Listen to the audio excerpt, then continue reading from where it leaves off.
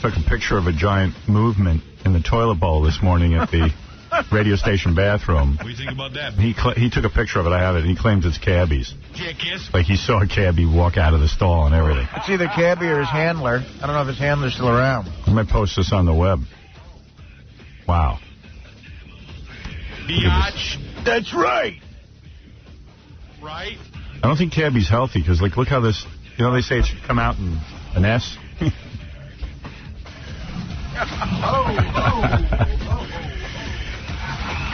This was left in the K-Rock bathroom this morning, and they're swearing it's cabbies. It looks like a small puppy. Yeah.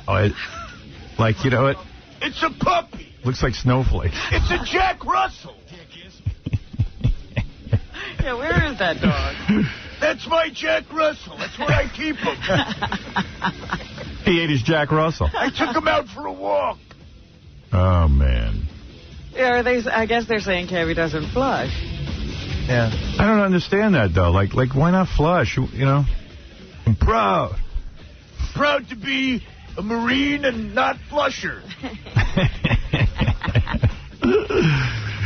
So funny to me, you know. I saw Cabby. He's mohawking it. Oh, is he? Yeah, he's got the mohawk. Trying to look crazy for I don't think he's trying anything. I think he's crazy. Well, I mean, you know, hey, giving that De Niro, you know, vibe for the guys. Yeah. Yeah, the taxi driver look. Yeah. Travis Bickle. Yeah. This is like a cesspool. Jackass. I don't pay my taxes and I don't flush. That's right. But I can't go to jail for not flushing. 3's the amount of times I flushed. Is that a crime? So, yeah. What do I do with this picture of Cabby's bowel movement? Maybe we should frame it and give it to him. I read a book that said you don't have to flush. Right. Guy wrote it. Come and get me.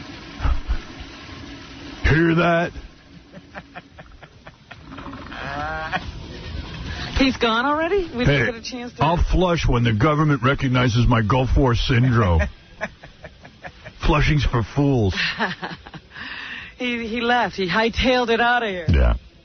He's got some cleaning up to do. Hey, it's our First Amendment right not to flush. Yeah, he might be a little itchy after that. He might have to go home and rinse. Dick is. Oh, boy. I do everything I can to avoid going to the bathroom here. I mean, number 2. Right. It's the worst, man.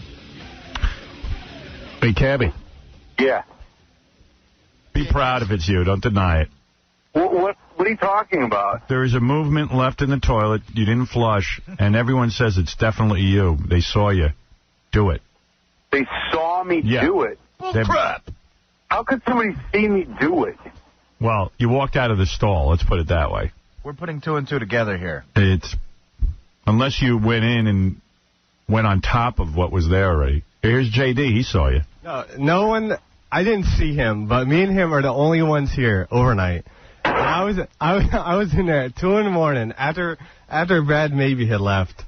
And, after what? After Brad Maybe had left. He's the other. Brad maybe was here till 2:30. Well, whatever. 2:30. Well, whatever. You know, dude. Who cares what is? And don't say it was me if it wasn't me. If you didn't see me do it. Well, hey, dude. tell us if you did it. You're not saying no. Swear on your dog's life, Milton, that you didn't make a duty last night. Listen, if it was me, I would admit it. Did you make a duty last night? After I go. I can't hear you. What? Hello? What happened to her? He's gone. I'm here. Oh, Cabby, swear on Milton's life you didn't make a duty last night. Oh. He can't. Okay. Still hasn't denied it. They think I'm flushing in the joint. They got another thing coming. JD, tell me the evidence. I used the bathroom at like 2:30. It was after Brad Maybe had left, okay? And I used the middle stall, all right? And, you know, before and after... You made a duty, too? Yes, all but right. I flushed. You used the middle stall? Yes. All right, go ahead. And so did you examine all 3 stalls before you went? No, but this was this was a specific stall that I used. Right. So you had cleared that stall? Yes. And you know what? I've noticed this like 2 or 3 different times. Oh, here's Cabby. Wait. Yeah, I'm sorry. I'm in a cab on the way to the ferry. All What you do in your personal life with fairies is your business. No, listen. If JD's so desperately wants to be on the air. He told me the other day he never gets on the air and he wants to be on the air. Oh, yeah. So if this is his way of getting on the air, then you know what? Yeah. I left it there. I smeared it on the wall. Cabby, fess up. Did you make a duty last night? You're trapped. Did I make a duty last night? Yeah, at home before I came into work. Did you make a duty here at work at all? No. Swear on the life of Milton. Swear on the life of Milton? Yeah. Oh, I'll do that. Yeah, I swear on Milton. What? I don't usually make a duty at work. It's not a place that I like to do my business, if you know what I'm saying. How did this happen? No, JD, now tell me again what happened now, because it's hard to follow JD as well. Yeah, if it's just me and him overnight, like, who else could it be? That's what I'm saying. Is it possible? Anybody has access to this place. I've been sleeping in the Jock Lounge and had what do you call them? K-Rock. What are they called? The street teamers come up at 3 in the morning. I mean, dude, drunk and throw up in the bathroom. I suppose that was me too, right, JD? Yeah, sure. Okay. Right. Go back to your little TiVo room and look at boy. Okay. Weren't you seriously though, JD? Isn't it possible that a grizzly bear came up and deposited that in the telephone? It doesn't look human what I'm looking at. Is it bad? It's pretty bad, yeah. I would love to see the photo of it. I don't know why we'd think the giant guy with tattoos and a mohawk and the word crazy in his name would make a duty at work. All right, Cabby denies that this is his duty. Listen, I'll leave one there tonight for you guys, and you can compare and see if it's the same. All right, can we lie detector you? Can we lie detector you? He's gone. Cabby, did you ever make a duty at work? Have you ever paid your taxes? Actually, he was truthful about that. That's the greatest impression I ever heard. You ever paid your taxes? No. He's truthful about that. Doesn't pay his taxes. Ask him about the duty again. Maybe he lied. Cabby, once again, did you make a duty at work? No. I don't know. He was deceptive there. Being deceptive now, Cabby, while making a duty, have you ever called Amaruso a nigger? Is it flushed yet? Because we can have a scientist do a scraping and determine. Is it flushed? I don't know.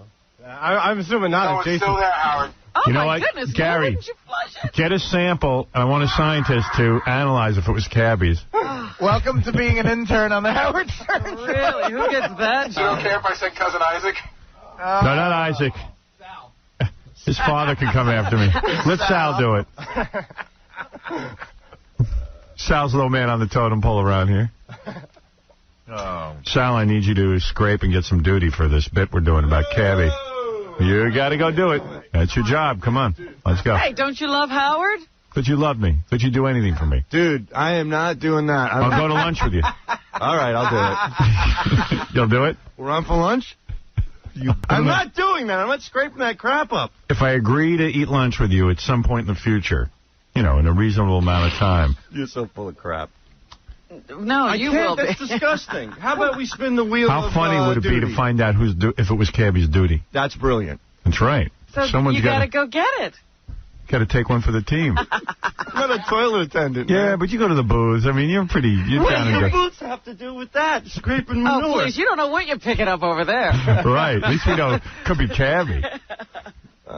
It's the street team. I'm telling you, it was Pete. Street team comes up here and vomits. Street team vomits. I guess I did that too, JD. What a dumb show. Go watch your... This is what you're presiding over. This is what I'm interested in. You know what? I want to so badly find out if it's his duty. Oh, let's do it.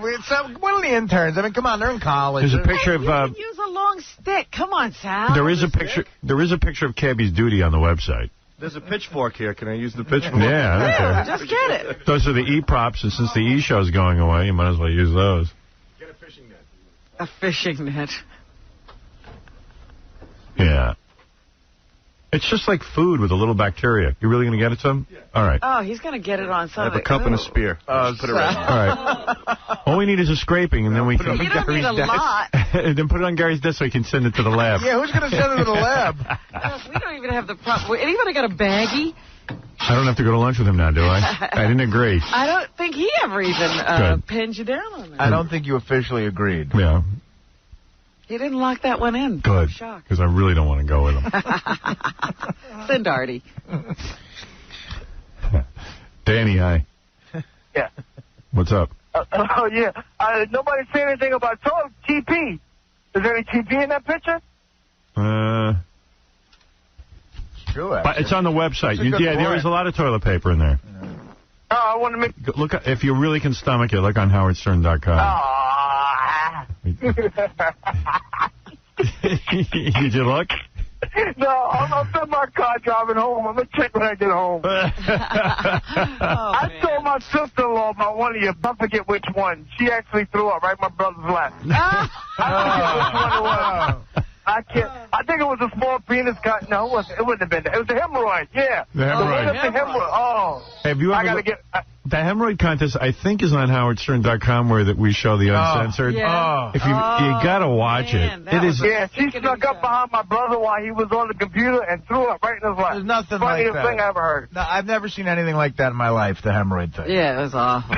So now I gotta set up with this one. The hemorrhoid contest, I watched, the uncensored version, because when they showed it on E, they put the dot over it, which is all the joke. I mean, I've never seen anything anything close to that in my life, except for the movie Alien. I've seen it before. She was, my wife was giving birth. I hope that's not what it looked like, dude. What kind of laugh is that? What kind of evil laugh is that? Yeah, a lot of broads, when they give birth, a lot of guys don't know this. When a woman gives birth, they push so hard, a hemorrhoid pops. Oh, yeah. You guys are great, man. Have a good morning. Take it easy, Dan.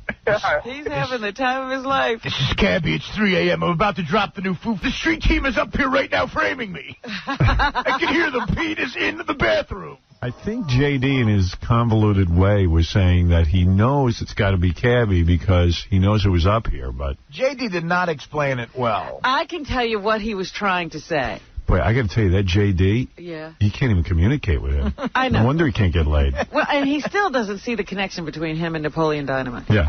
You don't see the connection between you and Napoleon Dynamite? You sound exactly like him. All right, thanks. What? Yes, I do. Unfortunately, I do, and I wish I could hate the movie, but... What's that line that Napoleon says? Sweet? He always says sweet about the chickens having talents? Yeah, can you do that? The chickens always have talent. That's you, man. God.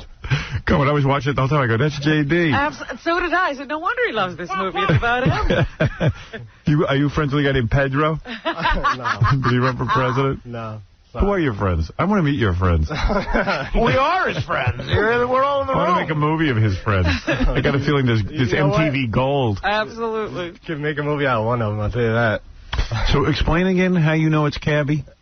Because it's just me and him that's up here overnight, all right? I don't see any street team up here. If they do... It's the street teamers. If they do, they don't come through the doors back here or whatever. So I used the bathroom at 2:30 or whatever, right after Brad Maybe left. Right. And Brad Maybe's a big part of this. And everything, So Brad Maybe left. You used the bathroom after he left. It was clean as a whistle. I flushed and everything. I left. I went back to work. So then at 5 o'clock, I went in there to brush my teeth because I like to be fresh or whatever. I don't know.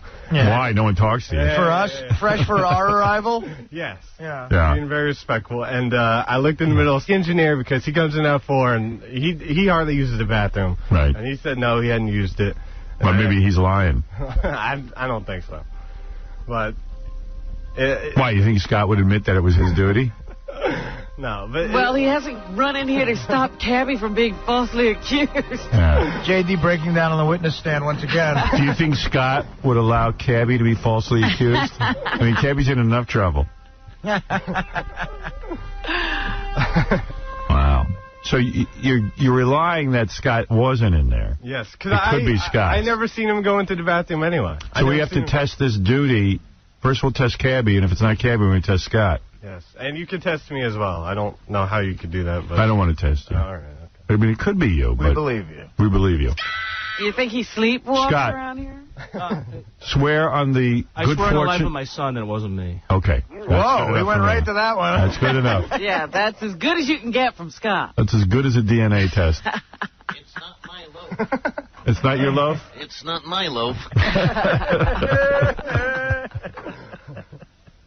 I still say it's Cabby, and Cabby's denying. Oh, yeah, I believe it's Cabby 100%. Now, how do you, like, now that we have a scraping from There's the got to duty... be DNA in there, right? I believe that Cabby would have to give us a DNA sample, which is just a swab from his cheek, nothing else. All right, that'll settle it.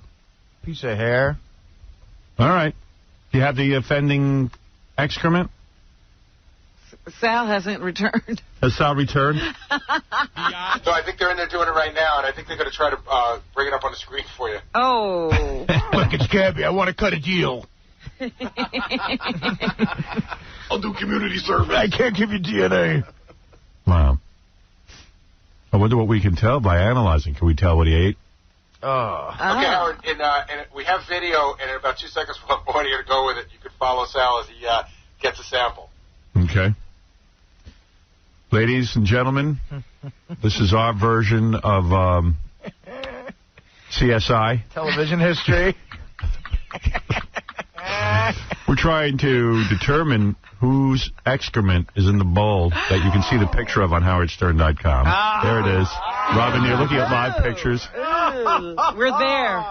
You're there, folks. It's like being there, ain't it? Oh, you know what? I don't know that I can look at that. I can't either. Oh, you can't escape it. There's a TV set everywhere. They put it up all over the place. Oh. Wow. Oh, that was bad nasty. Sal's got to go in there. How could you forget that? You know? Yeah, how do you leave that? I forgot it like my parents forgot me.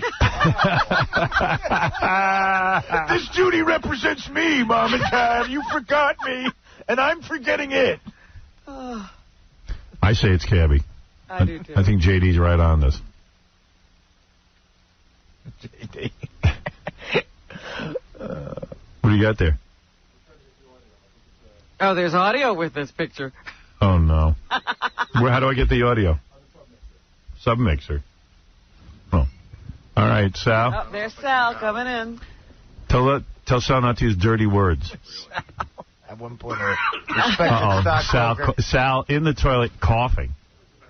He has a spear, a rubber spear that's been used as a prop on the E! Show. Oh, look at our bathrooms. That looks like the Port Authority, man. All right, Sal, you're on. All right. He put a little fork on the back. What'd you do? You taped a fork to the spear? Yeah. Think that's the best approach? We taped the fork to the end of the spear. All right, I'm going in. This is our special equipment. Oh, wow. That is not an easy assignment. I'd rather go after a shark with that spear. Oh,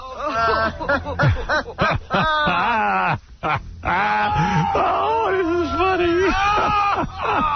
Oh, it's breaking apart. Oh, you got a piece. Oh, you got it. All right, let's go.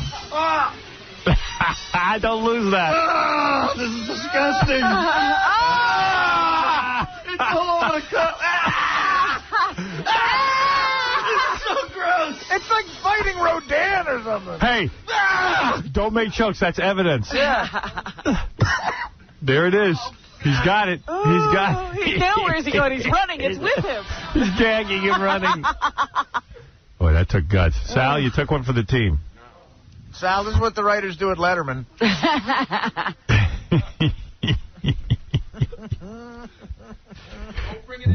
I'm bringing it in Gary's office. Hey. Gary's going to go nuts. I'm bringing it to the head producer's office. Yeah, he's got to use it now. The executive producer. Gary, someone's got to handle that. Wait, Howard. There's duty on this fork. Hold on. We'll get rid of the fork. He's putting it on my desk, and I told him not to. But he's got to. What's he supposed to do with it? Put it right next to... No, move that away. Move that away. Get that out of here. Get away from that. In your office now. I will. In your office. It's like a loaded gun. In the office. So look me in the eye. It will be, I swear to you, get out of here. That's wrong. Stop it. Stop it. Oh, hit Sal in it. Oh, my God. This is so immature. I'm not coming in there People anymore, are chasing each other with a giant spear. A duty spear. A duty fork. It can't be duty spear. What? Can't stick duty in your boss's face. I know, no. He just put it in Gary's face. Gary grabbed the spear away from Sal and hit him, and threw it like a harpoon and hit Sal in the back with it. Sal was holding it like it was a shotgun. Put the cup next to threatening Gary. Put the cup next to Gary's egg sandwich. Now that's entertainment. Gabby's not even here, and he's creating enormous chaos. You know, he's great. He's great. Yeah. Great entertainment. Oh my God, that's the funniest thing ever. That's gonna start to stink. Yeah. Anyway, You gotta get a plastic bag on that. Oh my God, Sal's puking. Yeah. That's real. Oh my God, that's... What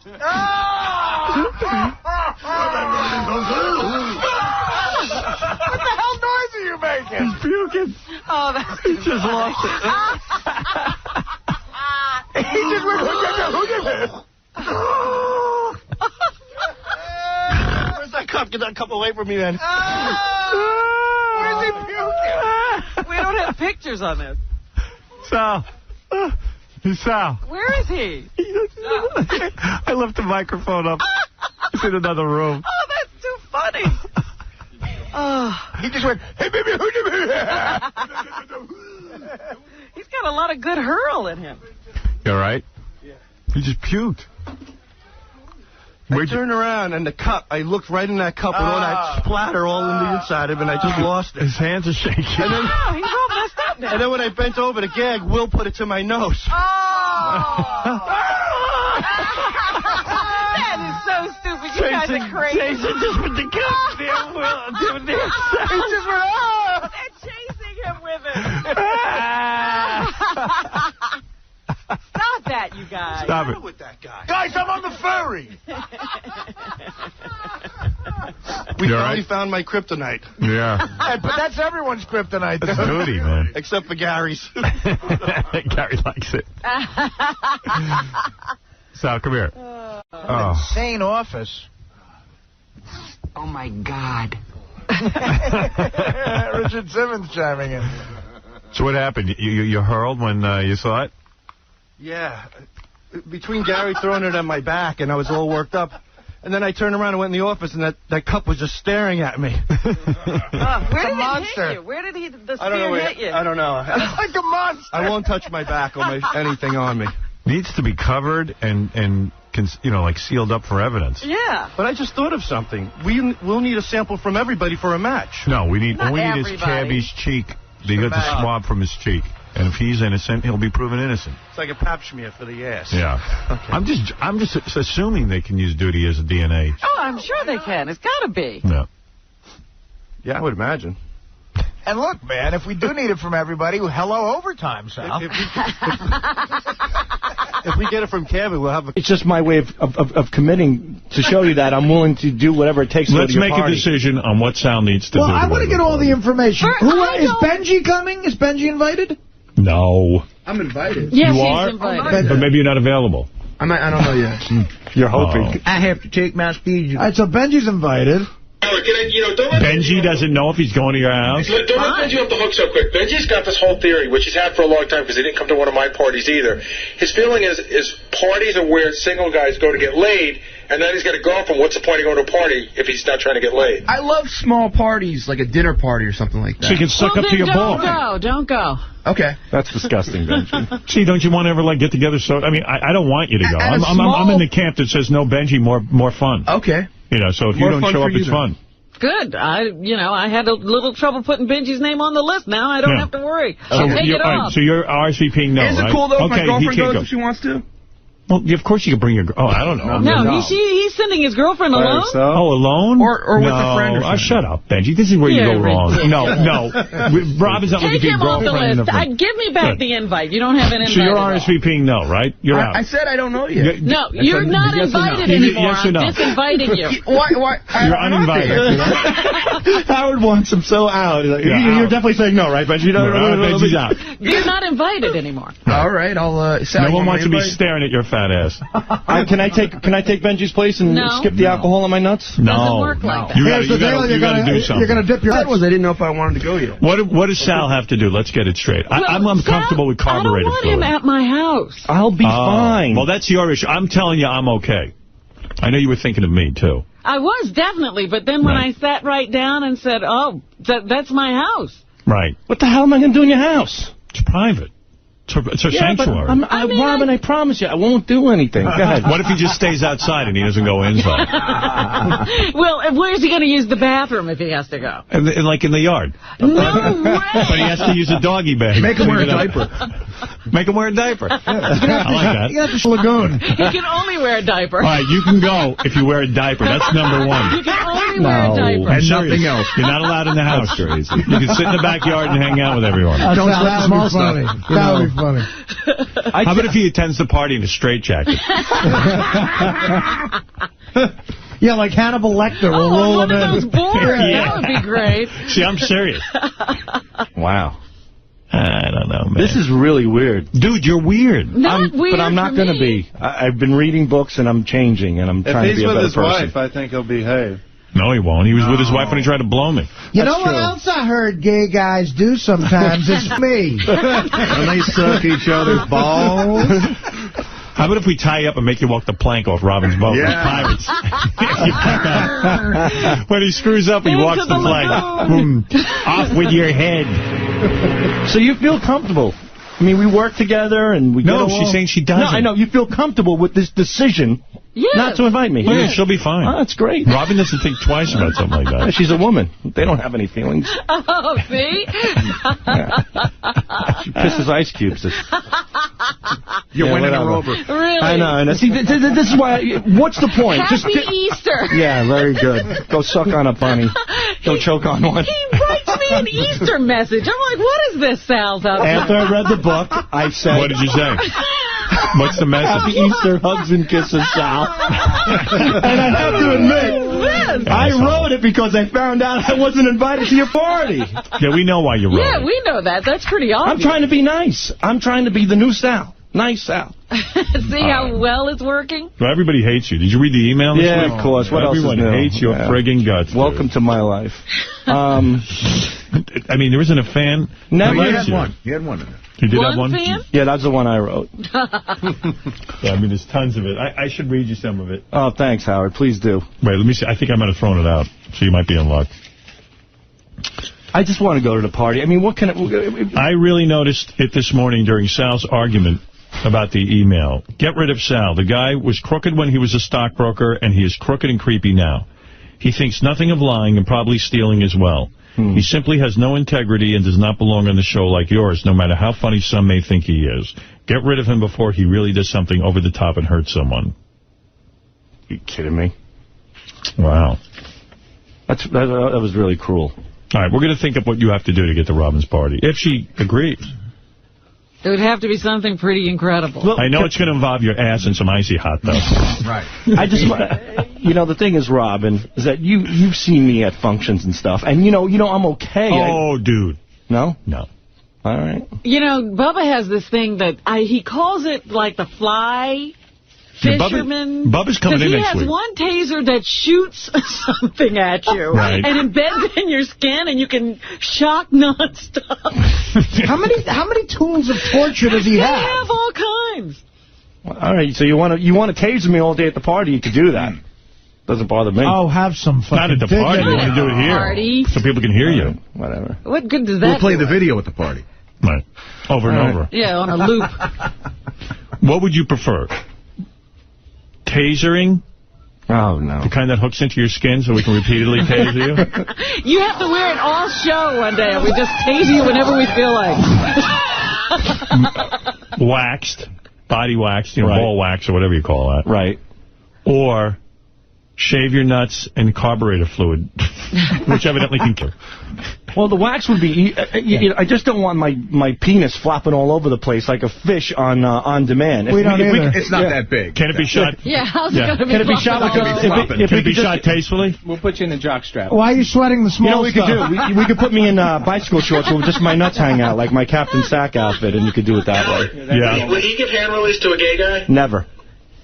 Yes, you would. To go to Robin's party? I'd rather tongue kiss your mouth, Gary, than give hand release to a guy. Tongue kiss Gary. All right. All right, here's what you got to do. You're going to have to give hand release to a guy. No, come on. That's it. I'll do it. Guess what, Robin? Have a nice party. Tell me how it is. Or you can toss Elephant Boy salad. Never. Would I'd rather toss Robin off a boat. Would he let Richard pee on him?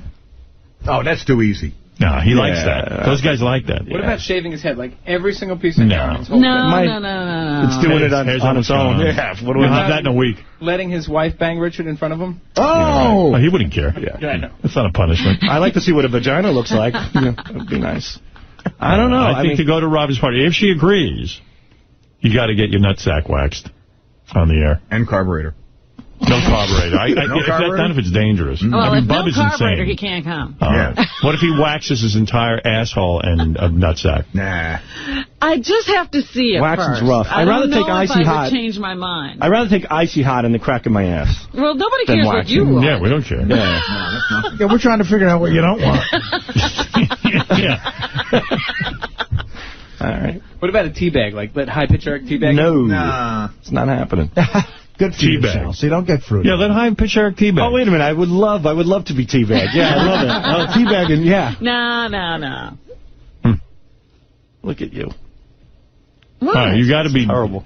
If Robin agrees you can go, we'll come up with the appropriate torture.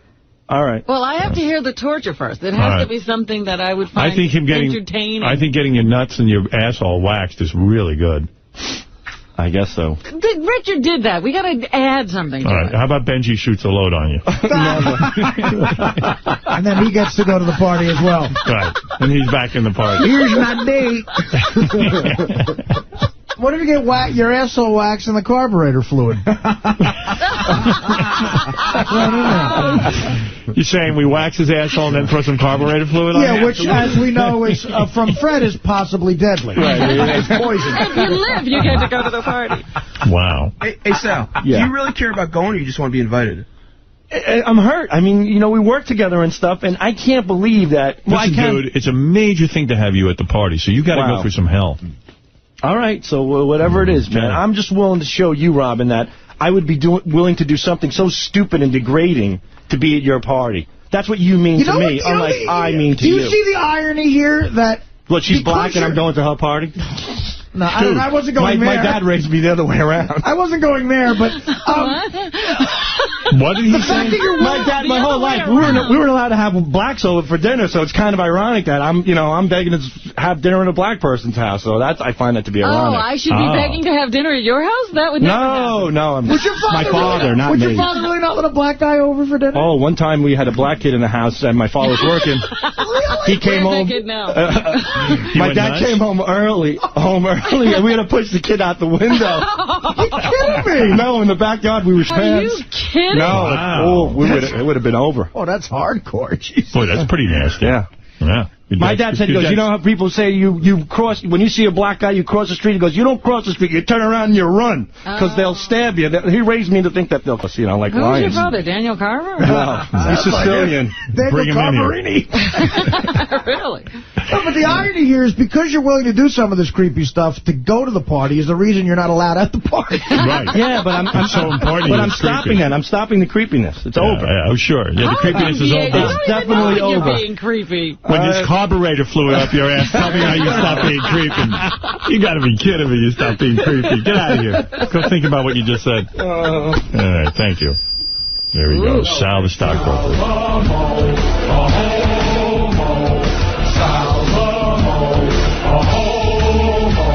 Run, Richard, run for your life. It's your ass that he wants, not his wife. Striking a pose with his cock on your nose. You're making us wonder.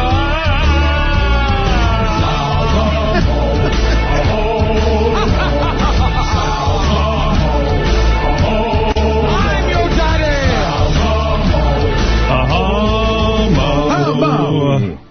Brett. Yeah, Gary, I was going to go on about my way this morning, but Gary said he wanted to challenge me to an IQ test. Yeah, all right, you want to come down here? Anywhere, anytime. All right, Gary, this guy wants to challenge you to an IQ test. And what's the penalty? Right, but if he loses, he gets teabagged. Right. And if I lose, nothing happens because I don't claim to be smarter than him. This brings up, and why don't we all take them? I can give you a test right now. You couldn't pass. Go ahead, give him a test. Okay. There's 10 people in the race, Gary. You overtake the last person. What position are you in? There's 10 people in a race. I overtake the last person. What position are you in? Well, I would think it's 9th, but it clearly can't be the right answer. Can I answer it? Yeah.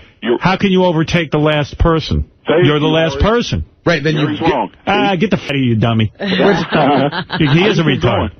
I can keep going. Okay. Go ahead. Okay. I'm going to give you 3 words, and I want you to tell me what the words are.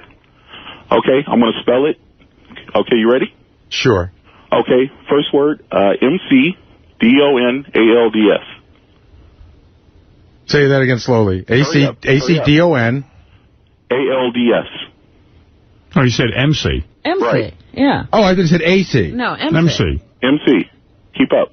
So it sounds like McDonald's, but I didn't hear all the letters, so I'm not going to... That's right. Okay, you got that one right. All right, this is 3-part question. Next word. M-A-C-D-O-U-G-L-A-S. It sounds like McDougal's. Correct. Okay, last one. Here's the trick part. M-A-C. H-I-N-E. H-I-N-E. H-I-N-E. Go ahead, quickly. McHine. It's a machine, you nitwit. He tricked you. McHine. But that's not IQ. That's just dumb trick questions. Exactly. No, but it's not... They're dumb. That sounds like you got to get a TV. That has nothing to do with IQ. I think it's about listening and... to do with IQ. It's abstract thinking. I can tell you, I was in the garage yesterday, and the guy in the garage, for some reason, John in the garage, shows me this piece of paper, and it's got a sentence in it, and it says, how many F's are in this, No such word. I got it.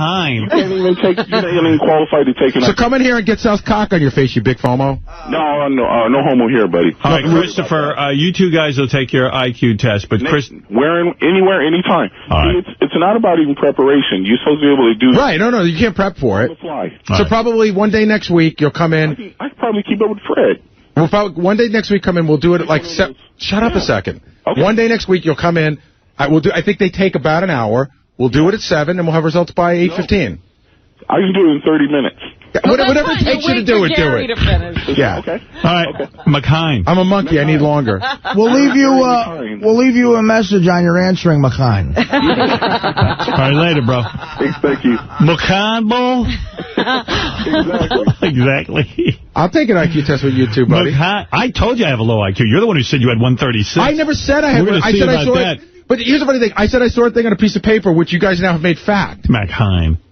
You know, the machine one I had heard before, and I thought, my God, he's fallen into that trap. Because, I mean, I guess it's a typical trap people fall into, but I had heard that question before for some reason. McHine? Yeah, I'd heard that same I just want you to know. Maybe you heard it in 2nd grade. I want you to know. Maybe I did. I don't know. I want you to know that I took a little test at the garage yesterday that John at the garage gave me, and I got higher than every doctor and lawyer he showed it to. Just want to say. All right. Thank you, Gary, and we'll see how you do against that gentleman.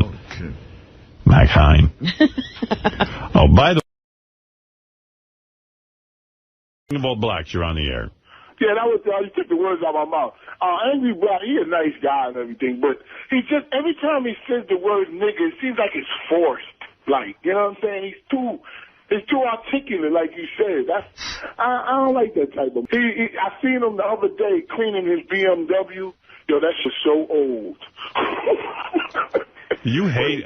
King of All Blacks hates Angry Black. I like Angry Black. King of All Blacks wants to be the only black guy. No. But he's not really... He's like OJ. You know what I'm saying? He's like, we don't like them type of people. Like, because they take information back to the white community. You know what I'm saying? Like, he'll come and try to act all black, and then he'll go around white people and act... You know what I'm talking about? He's like a spy. He's like an OJ type spy. Super nigga. Like he'll come up and be like, you heard him on that show. Now he'll come around, well, not my neighborhood, but we'll go to the hood or something, and he'll try to back it up. I've seen him do it. He was in the liquor store talking like, yo, what's up, man? And I was like, look at this dude. He on the whitest shirt you ever seen, a button up. He was looking crazy. Let's face it, though, neither one of you is from the hood. Yeah, neither one of you is the blackest guy I've ever seen. King of All Blacks is very... he could go into a black neighborhood. But where does he live? He lives in a white neighborhood. And he looks, I'm telling you, he comes in here, he fronts very, very well. He talks a good game, but I'm telling you, he looks beige. No, because... You're talking about this King of All Blacks? Yes. This is a kid who grew up middle, who likes pretending to be ghetto. Sure. He is as much a pretender he's a as faux King gangster. of All, No, as actually, Angry Black. Angry is more black than he is. No, Angry Black is more black? Angry Black is more black than this guy. He's got the words down, he's got the verbiage down, but it's like, Robert De Niro playing Max Cady. Right, he's playing a role. Howard, you got to have us both in and see who the black... You got to be kidding me, man. No, you're a talented actor, but you're not straight. You're like Colt 40 Feinberg. Prove your blackness. Okay, let me tell you. I disagree. Colt 40 Feinberg. I think King of All Blacks is more black than... No, you're wrong. You're absolutely wrong. He's a better actor. Great actor. You're more black than Angry Black. Yo, he don't even have a mustache. This dude is OJ. I think Howard's blacker than the two of you. And nobody who was black would say, come in here to prove you're black. And nobody who was black would talk about mowing faucets. Who was black? Who was ghetto? But that's very black. No, they don't even know mowing faucets. You know who's ghetto is the guy who just said, play those tapes again. Those are black people. Those are ghetto. Angry Black wants to defend himself. I'm all for that. Go ahead, Angry. Yo, King, man. Yo, what's up, man? Why you trying to throw me under the bus, man? See what I'm saying, Howard? See, that's what I'm saying. You heard that, right?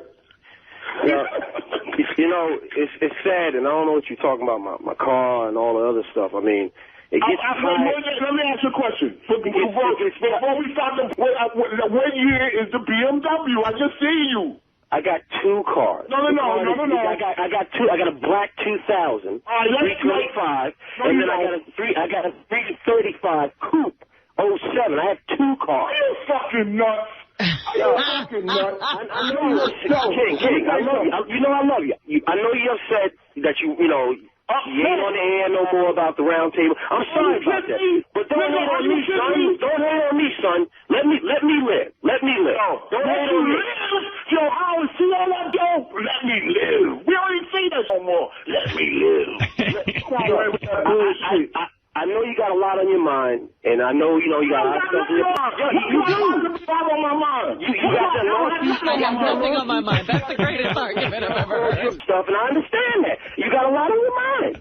Hey, I don't got on my mind. I don't got to know where I'm going to eat. I don't got to know what I got to wear. I don't got on my mind. The only thing I got on your mind, you never have to worry about that. All right, I got to go. I'm getting a headache. Take this to the hood. Take this to the Whack Pack show. Wow. He's on the Angry Black. Let me ask you something. Sure. Isn't it a fucking shame that you got to live in motherfucking Hackensack? I love living in Hackensack. What are you talking about? Why? Because I want to live here. I own a house. What are you talking about? What is good about Hackensack? Seriously. Well, where do you live? You're trying to make the argument that Inglewood, that fucking stuff is better than living in Hackensack? Actually, Englewood's nicer than Hackensack. Just a little bit. Inglewood Cliffs is nice, Art. Where did Eddie Murphy live? Where was Bubble Hill? I got to get out of this. Hang on. There was Englewood. I can't. Why not? I don't know. I locked them in for some reason. I'm trying to go. Listen, I just want to get one question. Assign this to the Whack Pack. I don't understand why a BMW is a bad car for Angry Black. It's not. Because it was old, Howard. Because I'm old. Yeah, but not everyone has the money. But not everyone has the money to buy a new car. Not everybody has a dad to bail them out. It's not a problem. I have two cars. I got a 325 2000, and I got a 07 335. Cool. That I just why did you try to sneak the 07 in? You know you lying. Why you snuck that in there? Come on, man. Does it have Angry Black on the plate? Listen to me, son. Do you have Angry Black on the plate, he's asking? I got angry on the plate. That's what it says. Well, I don't know. Your argument is weak. Yeah, it's coming through now. You upset that you weren't on the air. You haven't been on the round table. Don't hate on me, son. I'm going to be on the round table. I'm going to be on the round table. It's a good point. You're taking it out on Angry Black because he's black, and, what about the other people who were on there? Yeah, he's got nothing to say. I got to get out of this. Thank you. I'm out of here. I'm done with those two. I can't take it when they start yelling over each other. Drives me insane. King of All Blacks, you're on the air. Let's take a few phone calls. Hi. Yo, Howard, Howard, I never knew. Well, I knew you was this important, but these people are going crazy out here. Are you down there? No, I'm up. You know, I'm up in the VIP upstairs. Oh, but Angry Black has on soft bottom Timbs. He paid $50 for them joints. I know he did, and I got on the real joints. He got on a hockey shirt with his name on the back. He's doing everything wrong today. Everything wrong today. Howard, what's up with that dude? What are you wearing? I just got, I got on the 76er joints, man, and I threw on my whack gear, but it's good. You know what I'm saying? Yeah. But he got on the, if you bring this down, I will compare gear to gear right now, and I got on my worst.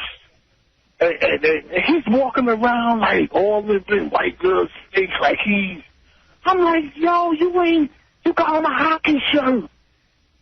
Yeah. What nigga do you know plays hockey? That's true. Well, they have a program now where they're trying to get more blacks into hockey, but you're right. They got Angry Black. Angry Black is... But he got his name in the back of the hockey shirt. Yo, he is so whack. Yo, please, Howard. Where is he? He's right here. He's right here. He's like... All right, why don't you two guys come in then? We got to compare this. I'll go get him. Bottom Timbs. Look at the bottom of his joint. What the hell is that? Howard, please stand up. What is the difference? Yo, look. And you see that? You see that hard shit right here? Yeah, that? he's right. Look, he has that. He doesn't have that. As far as I can see, you're both wearing... Am I right or wrong, Gary? We're wearing the same thing. How much did those cost?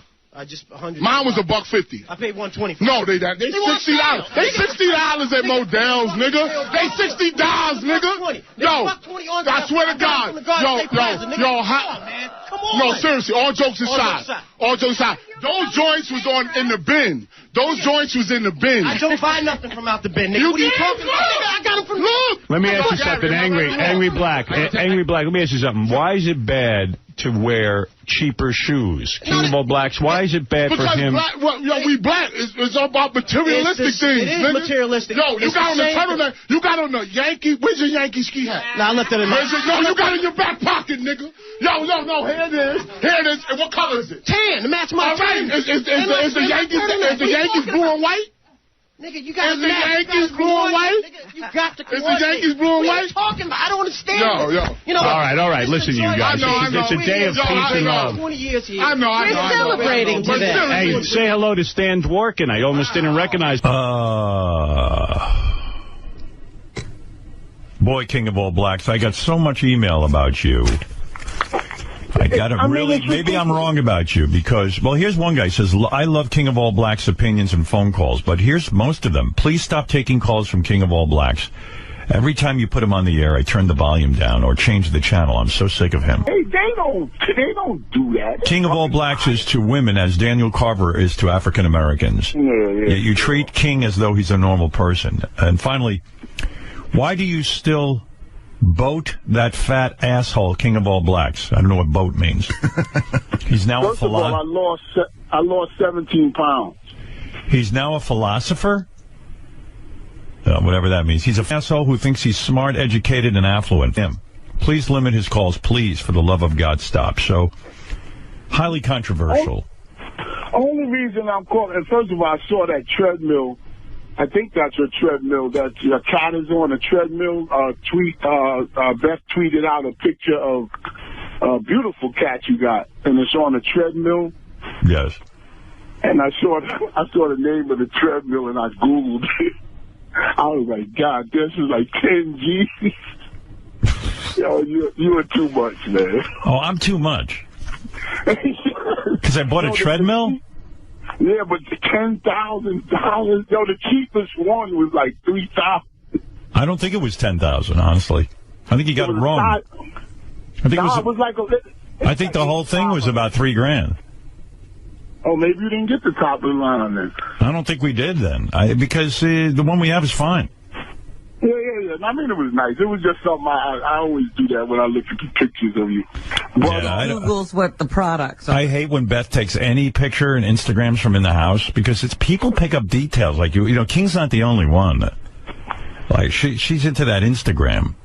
And I told you, over the weekend, she posted a picture of me in my shirt like my whole ass crack sticking out. And That wasn't that bad. No, I mean, I didn't look bad. I mean, I'm in pretty good shape, but still, it was kind of weird. And then people picked up the fact that I was sitting there with some magic markers on the floor because I was organizing them. And then, like, you pick up on the name of the treadmill and stuff, and it's like it feels weird to me. I don't like it. Yeah, I know what you mean. It's like in your privacy. Yeah, I'm not about that. She don't mean any harm, though. She don't mean no harm. No, I know that. I get it. Yeah. But reason why I'm calling is that all I did yesterday, basically, and people don't like me because of where I came from and all. I know I've been going through that since I was a little kid. But because if you black, you got to be poor. Like, you know, I was. All right, what can I do for you? But listen, the reason why I'm calling is because a lot of racial stuff was said on Twitter, and Ronnie was retweeting, and all I did was comment. What did they say about you that was racial? I didn't see this. Monkey, and this and that, and some of the things he didn't retweet, then he retweeted some of it, and I was like, calling you a monkey? Did you retweet him calling people calling him a monkey? Now he's lying, okay? Yeah. Because I retweeted nothing. There was a lot of going down, but I didn't retweet anything like that. You I retweeted, fat boy, was the about you and the tattoo, okay? Nothing about racism. You stupid piece of liar, artist, stalker, the guy who looks at your stuff and goes on Google and looks up names of your treadmill. You're a sick bastard, man. There's something wrong with you. There is something wrong with you, dude. You need to seek help. You need to see. So your point is shrink. You didn't retweet any racial no, stuff. Only that he was, the comments about the dog thing and everything. Nothing racist, asshole. I skipped over all the racist. And you know what? You're an asshole. You know what? And people are right about you. well said. What do you say, King? All right, thank you. First of all, he came in and started to say he didn't retweet anything. I heard him. He started stuttering. So I'm very perceptive. Well, we know. No, let me tell you something. I mean, the only thing I'm looking down the list now. Ronnie retweeted that you look like Rerun. That's not racist. Oh, come on. You look a little like Rerun. I said that a long time ago. Come on. I said that myself. Let me hear you say, hi. Rerun didn't. Yeah, Rerun didn't say that. Oh, it was the other dude, right? Urkel. That's what I said. He looked like Urkel. That's what I said. He doesn't look like Urkel. I'm sorry. You look like Urkel. That's what I said. Robin, who said, hey, hi? Ronnie, I think it was Rerun. Yeah, that was Rerun. I thought it was That Rerun. was Rerun? I thought Rerun was the fat guy, but he wasn't. That is. He is the fat guy. Rerun's the fat guy. Didn't he go, hi? He No, did. the skinny one with the big afro said, hi. No, he repeated it back. Every time he came in the room, he'd go, hi. Yeah. Really? That was right. It was the skinny guy. It was Dwayne Wayne who said, hey. Dwayne Wayne. Dwayne Wayne said, hey, hi. Dwayne Wayne said, hey. What'd the fat guy say? The fat guy said that he's an asshole. That's what he said.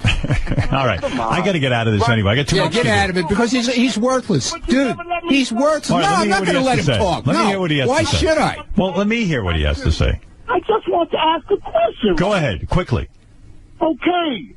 I have no problem with you. I don't give a shit if you have a problem Let me hear what he has to say so I can end this. Good Lord. I don't give a shit what you have to say. I do. Oh, my God. Go ahead. Thank you. He pays you. Chill out. Listen. Oh, he paid. Here we go with the money again. No. Big shot. He pays you. Would you just get it out instead of insulting him? Okay. You said you love your dog. You got a tattoo. My mother passed. Did your mother pass away? Yeah. How didn't you get a tattoo of her? How do you know if I don't have one on my ass of her? How do you know what I have? How do you know he doesn't feel better about the dog than he does his mother? Well, that's what he's trying to say. Well, maybe he does. First of all, that's none of your business what I do, okay? If I want to put a tattoo on my dog, if I want to put a tattoo of Mount Rushmore on me, that's none of your goddamn business. Who the hell are you? You know, I'll tell you something. People said to me when I put the name of my dog on my... yeah, how come he backed off that yesterday? How come he backed off that yesterday? Because he's afraid that you'll hang up on him and never talk to him again. You dirtbag. I got to get out of this. It's just yelling. It's making me insane. No, I'm not going to let you talk. Well, let me hear what he has to say. I don't want to hear it. I want to hear it. Go ahead.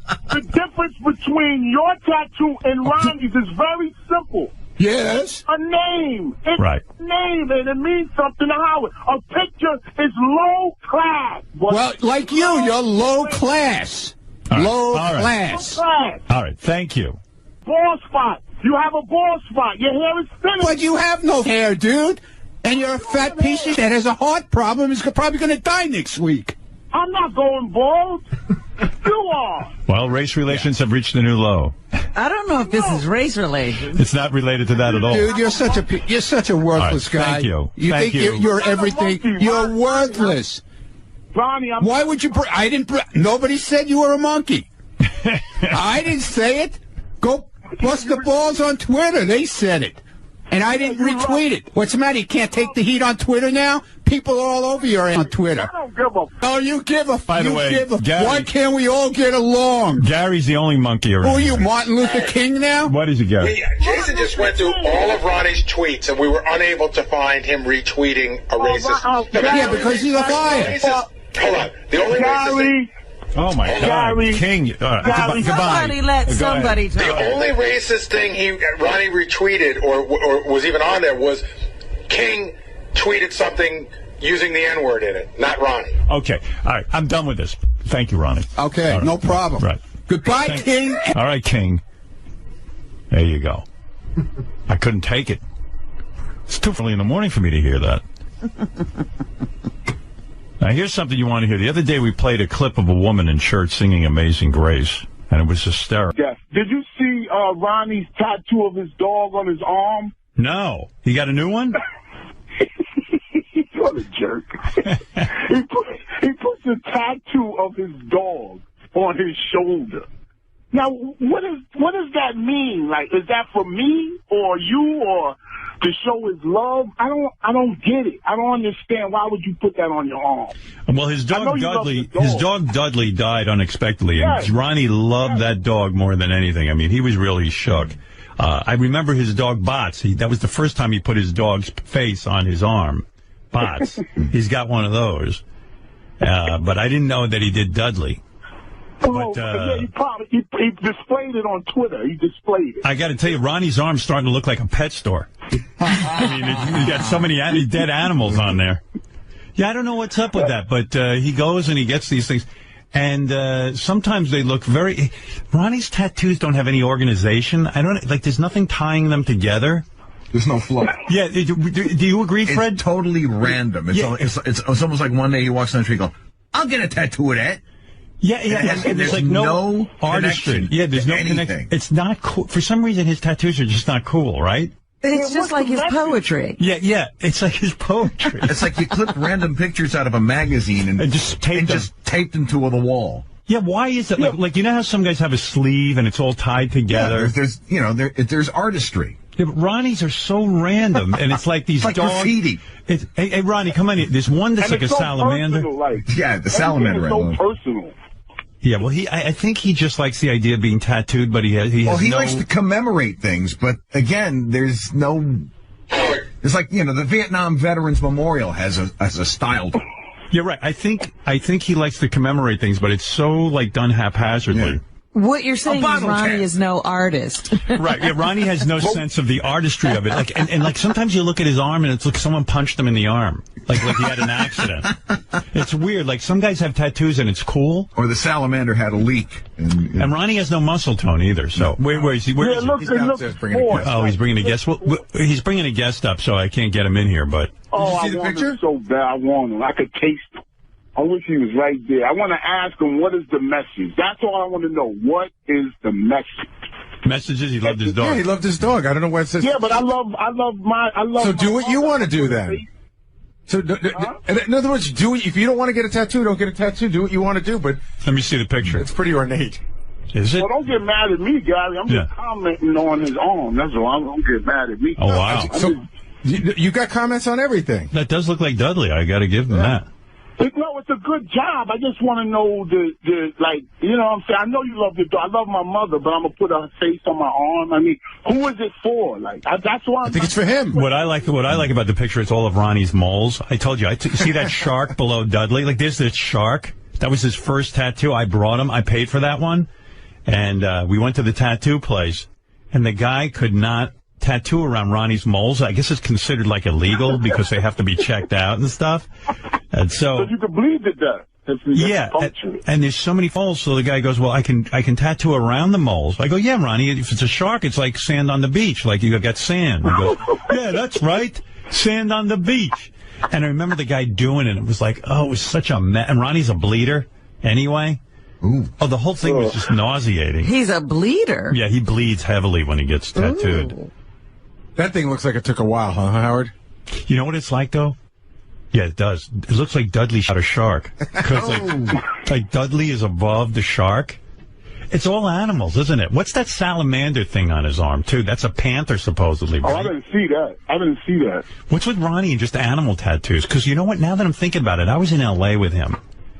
And I was getting a tattoo. I was getting Bianca's name on my wrist. And so there was this really kind of pretty drawing on the wall of this was a skull, I guess. But I think the skull had some sort of animal involved with it. And he goes, give me that. I paid for that one, too. You paid for all his tattoos? No, I paid for 2 of them. That's funny. Yeah. Why is that funny? And it was weird. That's cool. Well, you know, it was like his first tattoo, and I said, hey, you know, he probably didn't have a lot of dough, and I just said, hey, I'll pay for it. I have no idea. Are tattoos expensive? A couple $100. Yeah, they could go up to like $600-700. Yeah, it depends how involved they are. King, do you have one? Yeah, I got one. What do you got? have? A little one, because I just wanted to see if it hurt or not. I got like a skeleton head. You know, some corny, like... Who's that for? Put it... Oh, come on, Gary. Well, no, you want to know what everybody else's you don't business have to is. argue with him. All right, thanks, King. I know, Gary's getting mad at me. I know, he's angry with you. I am, because you know what? Ronnie loved his dog. He got a tattoo of his dog. Leave the guy alone. Well, Howard, did you love Bianca? Yeah, yes, of course he's got a tattoo. Okay, so why don't you put a picture of her on your arm? Because the picture, well, the problem with it goes back to the King. I know what the King's talking about. All of Ronnie's tattoos look like a big mess. But I get you. But that's what the King is talking about. But he's not saying that. That's exactly what he's saying. He's making fun of Ronnie for putting his dog on there. He should say it's a bad picture. It's just that Ronnie's got there's no flow to his arm. It's just it's like someone's, even Fred said it's like someone stapled a bunch of pictures on his arm. You know how you walk nice by... pictures, but as a collection, they don't belong together. Yeah. But you know how you walk by a lamppost sometime in New York and it's had a million different posters on it? Yeah, that's and they're torn and shredded and... It's like some shows... That's Ronnie's tattoo placement. Some go down in Ronnie's life, and then he'll just smack something on his arm, and he doesn't he's like... A giraffe on the toilet. Yeah, I'll get a tattoo. Yeah, right. It's like, just throw it on my arm. In fact, when I went to the last tattoo with him, when he got the skull with the animals on it, the guy said, well, where do you want to place it? He goes, I don't know, just put it anywhere. Damn, he didn't say that, did he? Yeah. Jesus Christ. There's no organization to it. All right, thank you, King. All right, I got to hang up on him. I got to take a...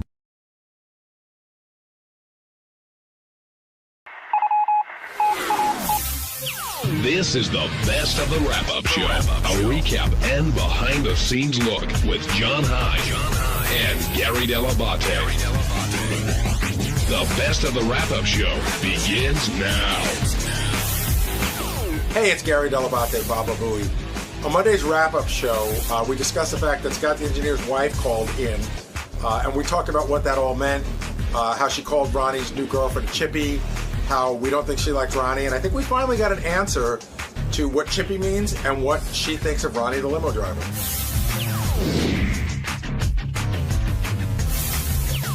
We haven't had a good old-fashioned on-air fight amongst the staff in a little while. Long time, I think. Like a good one, like a real one. Yeah, it was very real, and it got more real as it went on. Well, once wives start arguing, then it's a good fight. Well, let's start with that. So Shuli goes in and does the update, and I think the premise was to talk about Sal. This is going to be a Sal bashing. Right. And Sal, of course, and realizes that he's wrong and apologizes and sounds completely sincere. And that turns into Ronnie being in there to discuss it. And then Ronnie, of course, talked about what goes on when they're there and Scott the engineer. And next thing you know, Scott's wife's on the phone to basically set the record straight about what happened, because she was accused of being the reason why Scott left early. And I've heard that accusation has been made before. Well, we should go back. I started to get on the microphone, but then I backed off. There's been tension between Ronnie and Scott's wife for a while, and I forget what it goes back to, but it goes back like 8 or 9 years ago. Something happened where they were supposed to go somewhere, and Ronnie wanted Scott to go, and something happened, and they used to go out to dinner, and that stopped. And I remember we talked about in the air that they weren't going to be friends anymore. I wish I could remember what it was. Yeah. So there's been some tension there for a while anyway. And now she's calling him the dredge of the earth. And Ronnie, when Ronnie does it, you really want to go there. You could tell Ronnie's getting heated, and they got into it. And well, I was going to ask this question, but I see a caller already has it. So, Jeff, I'll give you the floor. Ask your question. Dude, oh my God. What the fuck is up with Scott? He stands there and lets Ronnie trash his wife in front of millions of people and doesn't say a word. If I was at a party and a buddy of mine started talking like that to my wife, it would have ended with me punching him in the mouth. What's up with Scott? Why didn't he stand up for his wife?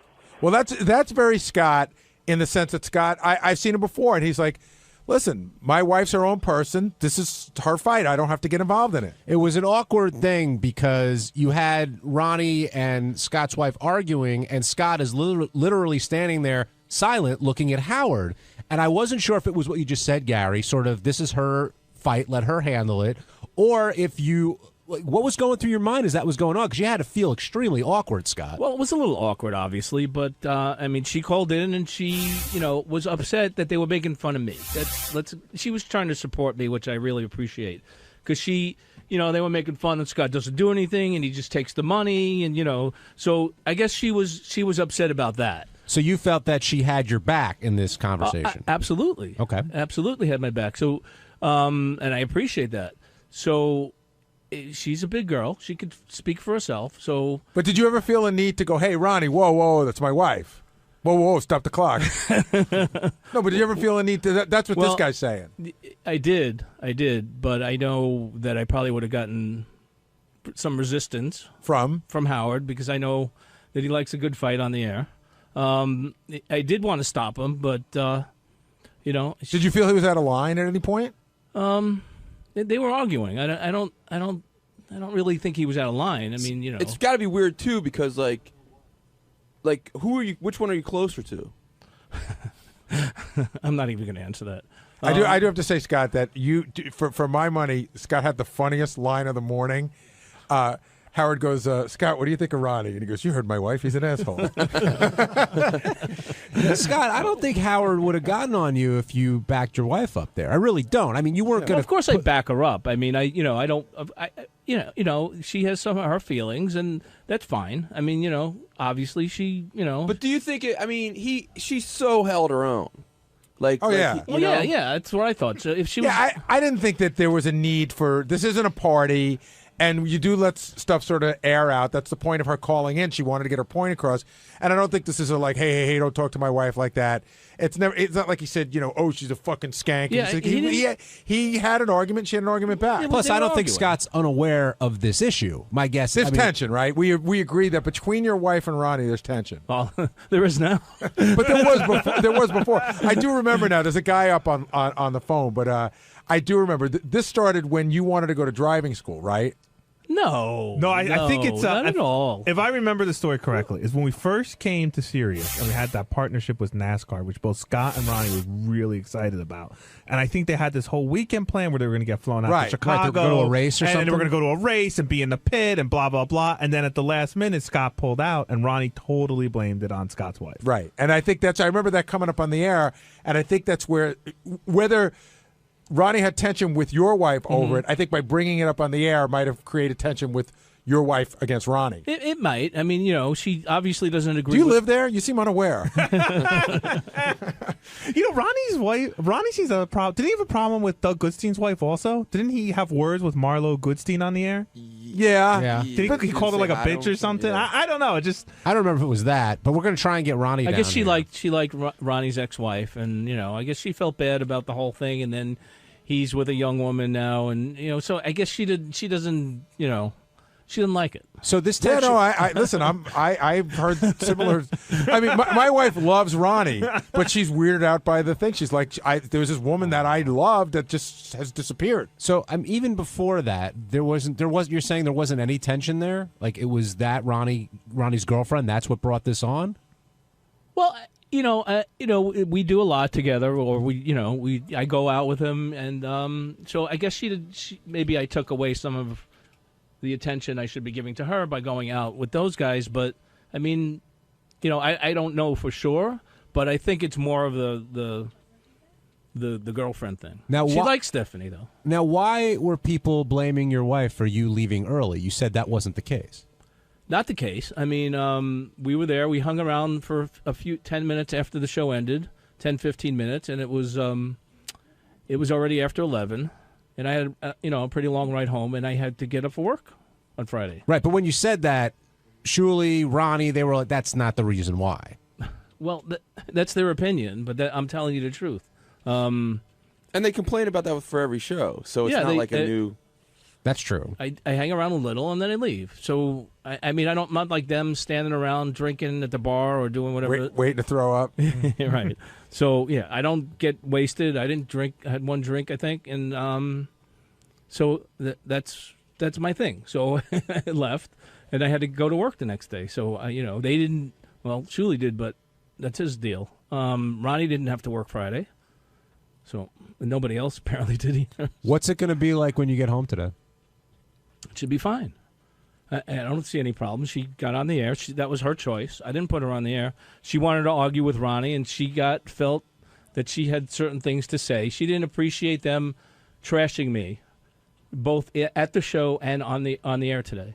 You don't think she's going to come down on you for, like, kind of letting Ronnie railroad her? Like Ronnie was yelling and wouldn't let her get a word in. You don't think she's going to be like, where were you to have my back there? Or in a situation like that, yeah, it would have been almost impossible to get a word in edgewise anyway. So she was doing fine. If she needed help, I would have stepped in, and of course I would have helped her. But I didn't feel that that she wasn't doing fine. She did well. She expressed what she had to say. I mean, there's a part of me, like, if that was going on with me, I would have sort of stepped back and go, look, my wife's kicking Ronnie's ass. He didn't really... She certainly was holding her own, don't you think? Yes. He didn't trash her, really. She brought up some things, and he responded, and I felt that she was doing fine. No, she came out guns blazing. I mean, she definitely dug into Ronnie immediately and didn't hold back, which, if she's sticking up for you, I could see why. Well, I like Robin Salem, Scott's wife, a lot. Like Ronnie, his girlfriend, but Robin, Scott's wife, did take the stronger dig. What do you mean? She made a much stronger verbal dig than Ronnie did when she what she called Stephanie. What did she call her? I mean, I don't know literally what a chippy means, but that was the strongest. That chippy means like it's a young. Well, if you don't know what it means, then how do you know it's stronger? I don't know literally what it means, but it implies like she's younger, and she's like you say, he's with that young chippy. It's not like a whore. It it's does just like it's more like a young. It's more like a young. It's a very old-fashioned term, but it's not derogatory though. But it's not derogatory. Sexualized. I think someone can look up chippy. If there's a dictionary there, where will I look? A dictionary from 1920 is what I need. No, it was definitely a shot. But it's a little lower than a broad. But like Scott was saying, I guess Robin and Bonnie had a relationship, or maybe things were different. And now that she's gone and a younger woman's in the picture, she's not happy. Does that end? Is Robin? According to the Oxford Dictionary, the third definition for a chippy, it's North American, is a promiscuous young woman, especially a prostitute. Promiscuous. Basically called her a whore. Basically called her a whore. I guess so. According to the third definition. I didn't realize that was the meaning of the word. Jenks, you're on the wrap-up show. Yo, what's happening? I don't know. I kind of got the impression listening to that Scott, man, how could you not defend your wife or say something during that? I mean, your wife, she's going to rip you apart when you get home for that. You know that. For what? I mean, she was defending herself. There was nothing more that I could do or say at that point. She was doing great. So I'm going to make a prediction. You are going to come in tomorrow angry at Ronnie. You're going to come in tomorrow angry because you're going to find out what you did wrong. You're going to hear about it tonight, and you're going to come in tomorrow angry at Ronnie. I know why she called. She was trying to support me, and she wasn't which is a great thing. And I agree with everything you just said. You're going to come in tomorrow angry at Ronnie. Hey, Ronnie, what's your definition of a chippy? A chippy? Yeah. Does she? I think Scott's wife said that your girlfriend is a chippy. What do you think that means? I guess it's a young girl. Who? Okay. So. Because we were trying to figure out how deep the dig was. You pissed off at him? No, not at all. Is your relationship with Scott awkward when you have this sort of? Well, I feel bad for him because I know he's going to go home and catch a lot of shit today. Why does everybody think I'm going to catch shit? He says he's not going to catch any shit because Robin called in, stated her piece, and Scott didn't need to say anything because she held her own. There's a bunch of calls up. There's a school of thought that you were disrespectful to his wife and that he should have stepped in and told you to shut the fuck up. I was disrespectful. I was called that I'm an asshole, that I'm a shit, that I'm classless, and I didn't say anything derogatory to her before that until she started that stuff. Dredge of the earth, you were called also. Yeah. Because she's jealous. I agree with that comment. Yeah, I mean, forget it. I could have said a lot more, and I'm not going anywhere near any of the stuff that I could have said. Go down that road. I'm not. No. No one ever takes that road. I do. No. Yeah, Jason doesn't hesitate to take that road. No, first of all, Maserati. I disagree. In one thing, I disagree with Scott, and I don't see how he says she called in to support him when she said that everybody on that show sucked and they were shit. Yeah, the show was shit. I sort of got that impression too, that she was lumping you in with that. How does that? I agree how does that support? I agree with my wife. How does that support her husband? I don't agree with her opinion that the show sucked. Okay, and I told her that. When we were home that night. Did she complain that the DJ sucked, that he only has 3 songs on his phone? Yeah. I let her say it sucked in front of Shuli, but later at Home Alone, I told her. The purpose of the show is to do exactly what we did. But that's the idea. But Scott, when you left that night, what was that ride home like? Did anything come up because Sal was being so crazy, or Ronnie with the Ronnie? She complaining? thought Sal was funny, and she thought Mad Dog, the comedian that we had there, was funny. He was amazing. Chris Russo? What'd she say what did she say about Ronnie? She didn't say anything about Ronnie. I don't believe you. I don't either. Come on, I don't believe that you guys got in that car and Ronnie's name didn't come up once. No, she said he could be a little rough at times, but I mean, overall, she didn't give me any other impressions, but the overall thing was the show, she didn't like the show. But what does that mean, a little rough at times? I thought, his language. Yeah, and I also think she was annoyed. It's just my opinion, okay? I'm not putting words in her mouth. My opinion was she was annoyed because at the beginning of the show, Scott usually does this dance. And he came to Shuli and said he really didn't want to do it because he was going to have friends in the audience. So at the first part of the show, I pointed these people out, and I said that thank you for ruining the beginning of the show because Scott didn't do his dance. I think she was upset with that. That was my personal thought. Because after that, she had nothing to say to me the rest of the night. Johnny in Tampa, you're on the wrap-up show. Hi, guys. I just want to say, I don't want to say to Scott, that guy, Ronnie, is not your friend. I mean, he's a jerk. You don't get into an argument with a friend's wife. You stay away. You don't get your friend in trouble and run your mouth with your friend's wife. How did I get him in trouble? Old mommy. Because he got into an argument with your friend, and your friend is standing right there next to you. I mean, what's up with that? Why don't you shut your mouth, say yes, ma'am, and move on? No, I don't. I'm not going to stand there and be called classless and an asshole and everything else by somebody and just stand there and take it. You got the wrong guy for that. I'm sorry. Right next to you. You do it for your friend. You take care of your friend. I did take care of my friend. Believe me. Believe me when I tell you I took care of my friend. You did not. Oh, yes, I did. You don't know, okay? All you do is call in and run your mouth also. You don't even know what you're talking about, okay? I know how to take care of my friends. Good. Well, then you go take care of your friends, okay? You do that. And, Ronnie, just to address that guy, Johnny, you didn't start in. Like, Robin called in to start yelling at you. And, well, I brought something up, and maybe that's what set her off. I said that I think, also, in my opinion, that she thinks I'm a bad influence on Scott. For certain the reasons are, whenever we go out and we invite him to go, we invite her also. Never comes. It's always Scott comes alone. See, I don't think that she thinks she's a... See, this is what I get out of it. She doesn't think that you're a bad influence. She doesn't like you. Exactly. There's a difference. Well, it's to me, it's the same. If you don't like me, you think, Well, it sounds like it's Whatever. more about the divorce and you moving on in life. But there were issues before that. Well, okay, but I think that maybe was the final nail in the coffin. Well, hold on, But guy. the other thing, I just wanted to say, Ronnie, you didn't attack his wife. Like, you didn't go after his wife, and you No. didn't throw him under the bus No. either with anything. I didn't. That's why I didn't think that I would. I If don't he know where started it- I don't attacking even her, know I where would it have came from. I would have come to her defense. I mean, but she was doing fine. Well, we're sort of talking around it here. I mean, Scott, does your wife not like Ronnie? Apparently, yeah. No, don't give me apparently. You know the answer to the question. Either she does or she doesn't. Well, she doesn't like him. Okay. I don't think that comes as a surprise. There's no surprise. I think she expressed that today. Did on you the know air. that, Very Ronnie, clearly. for a long time? I never know it until 100% till he just said it now. Well, you knew it from this morning. Yeah, I had my feelings, but he just confirmed it for sure.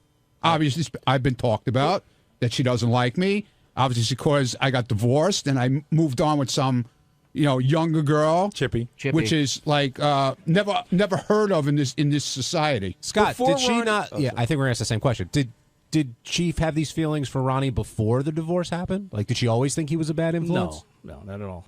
So when that happened, that was sort of. I guess she doesn't. I mean, she doesn't obviously agree with what he did. If so. Stephanie eventually gets old enough, do you think she'll like Ronnie? Maybe if the woman that he was with was a little older. I don't know. People get divorced. The marriages don't work out. I get it. But I guess she didn't like the fact that she's a lot younger than he is. I'm Scott the Engineer, and on Tuesday's wrap-up show, once again, I got my ass handed to me because I wanted to go bowling, so I asked a question if I could have some days off to go bowling, and here's what happened.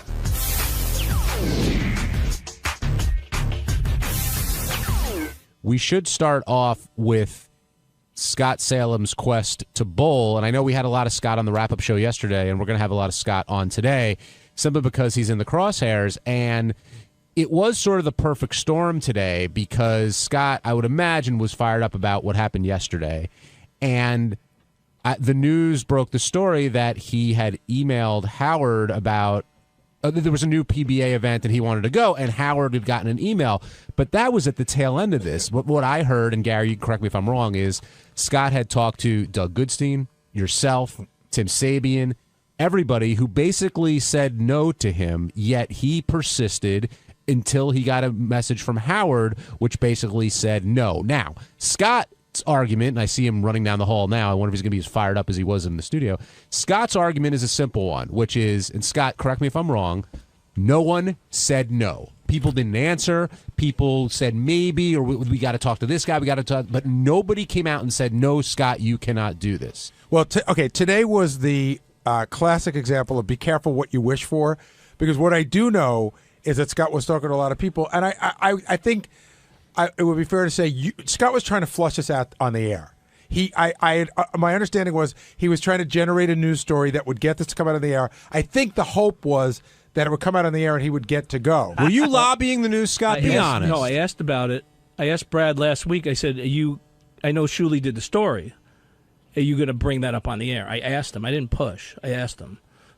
But it sounds like through the news, talking to Gary, talking to other people, it's like you were talking to everybody here about making this happen. And again, you're passionate about bowling. It's something that you want to do. Right. But was this an instance where you did hear no and just kept going? I never heard no. Again. Well, what did you hear? I heard Doug said, I asked him, he put it off. I sent him an email. He didn't respond. I said, okay. So Doug never gave you an answer? No. So Doug's answer was, well, if he didn't respond, that's probably no. Right. Okay. Okay, so that's your first. That's Doug's a good, world. that's a pretty good That's hint. in Doug's world. I never ask Howard anything. No, but okay? but you I wouldn't- never bother him with anything. Step away from this Okay. being as close to it as you are, Right. and think about it some other way. Think about it like I went to Howard and asked for the day off for something. I wanted to go to the Met game, right? And Howard didn't answer me. What would you think? What would you say to me? Either he didn't get the email, or he You just know he didn't gets want the- to. He Or- admitted on or- the- keep going. He didn't want to answer. Right? Why would he not want to He didn't want answer? to look like the bad guy, which he Right. said on the air. Right. He said, "I don't Which want to look Scott- like the bad So I think- guy." But what to me, Wait, Scott, not Scott. answering is looking worse than a bad guy. You don't get Scott, to call the you've been, shots. Scott, you've been here a very long time, I okay? have. And I don't. I hold would on. normally not bother Here's anybody the thing, on okay? anything. If I email Howard something and I don't get a response, that's a no. I know it's a no. And everybody here knows Does that. anybody else think differently? I think differently, because sometimes I take it as, and not necessarily Scott's kind of situation, but I take it as, it's like, oh, should I work on this or that? And if there's not an exact no yet, you're not sure if this is the. But you're insane. You understand that? Like you're not. You're an outlier. Yeah. You're insane. He's right in a way, because if Howard really wanted you to work on this or that, I know, he'd respond to you. But I think sometimes Howard doesn't give a no because, well, first of all, he generally doesn't give no. That's true. But I think sometimes it's just like, it's not necessarily a bad idea. It's just not for right now. But he usually right, so don't do it right now. He'll usually say, "Or look, I know I've sent stuff in," and he'll be like, "Hey, this is good. Maybe Fred can help polish it up, or let's go in a different angle." Like he usually does give suggestions. And the other issue here is, why is Scott, or frankly anybody, going to Howard in the first place when the protocol, as Howard said today, was you got to talk to Gary first? Always. Let me go through it. So the Doug thing, Doug said probably not. He didn't get an answer. I waited about a week, and Doug said, "Let's see what happens." So after a week, Howard was doing stuff in my studio, so quickly I said, I know Doug sent you a note. What do you think? Did you know that was on camera, by the way? I had no idea. Yeah. To me, it was on camera. It looked like Doug was there knowing you were going to ask, and it was engineered that it would be on camera. I didn't even realize it. And what did Howard say? He said, now he could have ended it all a month ago by saying, I get that you want to bowl. I don't like the idea. We did it last year. I'm sorry. I saw the tape because he's not answering the question. What did he say? You know what, Scott? I can't talk about this now. I got to deal with some stuff, and he lied. No, right.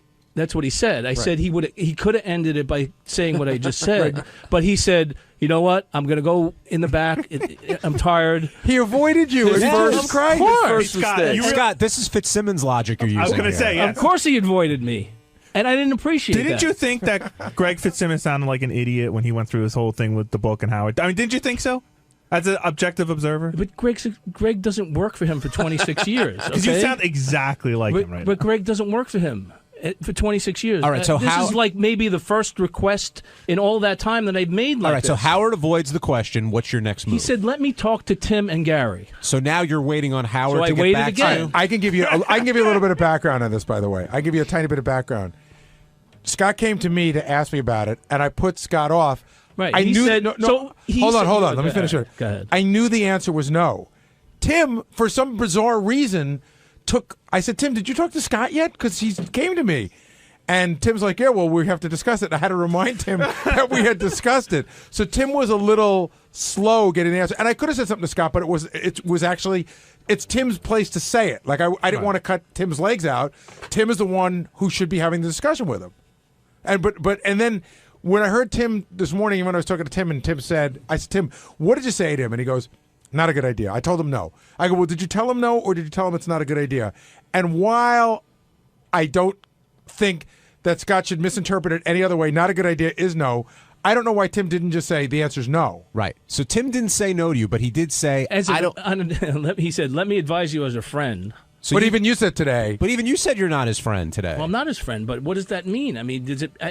It sounds is he like giving me like unofficial answer, not officially? What do you think? What do you think, you man? Want this is like Richard Christie does this sometimes. I'm you being, want this I'm so being bad. very particular here. Yeah, you want this so bad that you don't want to read between the lines. I didn't want to read between the lines. You know what you are? You're the chick. At the door who's crying and go, tell me to leave. I won't believe that we're over until you tell me to leave. So he said drop the issue. Really? He said drop the issue, so I dropped the issue. That's what happened to you guys. Howard's not interested in covering it for radio, television. Fine. Right. I got it. Okay. Let me see if I can get some vacation time off for those 3 days that I needed to. Okay, so let's pick up there. Yeah. Who in the history of the show of the very main players do you know that's ever taken vacation time when the show is on? Robin. Well, actually, she didn't. But Howard, I just thought of this. Howard actually moved his vacation so Robin can go to Guatemala. Right. Last year, he moved a vacation week for her. She had to go to Guatemala.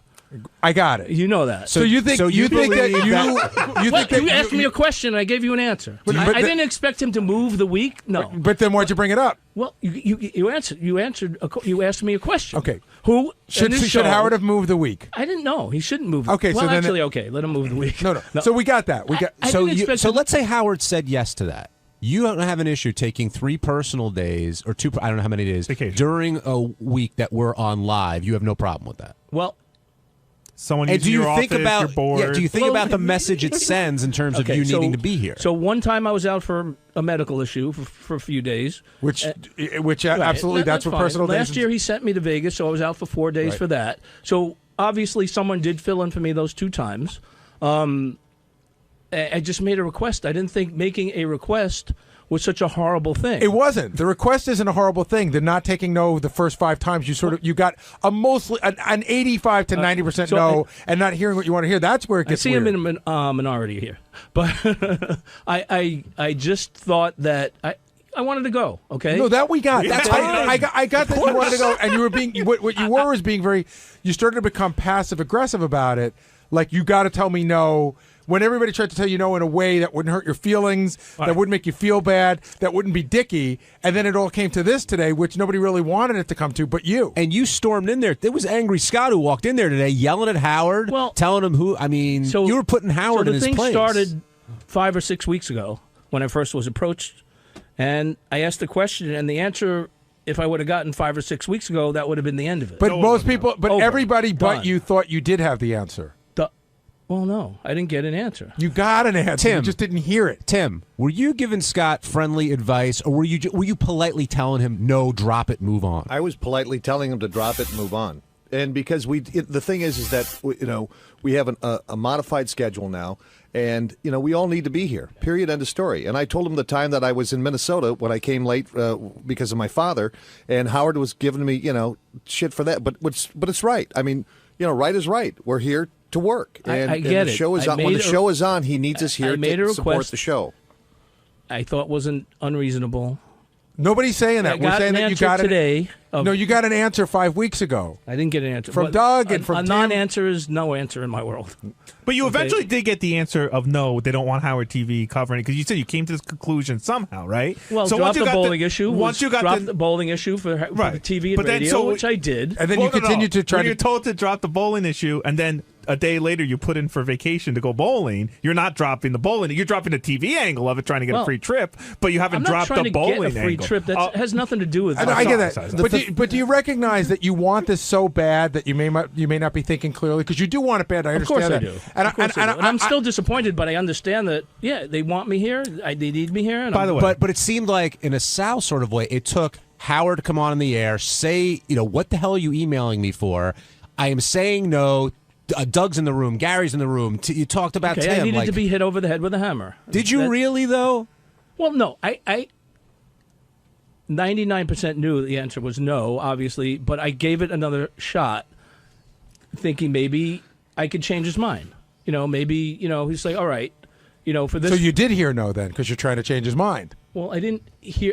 Heard no for what I heard no for was the TV and the radio don't want to cover it. It's not interesting. It's boring. We don't need to cover it. I think people are missing the larger context of this isn't just one Scott incident, and the ability to read between the lines or understand what someone's trying to tell you something in a nice way is essential, not just to work on the Howard Stern show, but in business in general. But I think that this has nothing to do with bowling. This is my whole theory. You're on such it. a douchebag. Well, I mean, really. Wait, you don't like my theory. Wait, hold on. Let him give his theory. Do you and not then want yell me to at say him. it's not about bowling? Or it's all about bowling, Scott. Okay, but I think he has a real problem taking orders from Tim.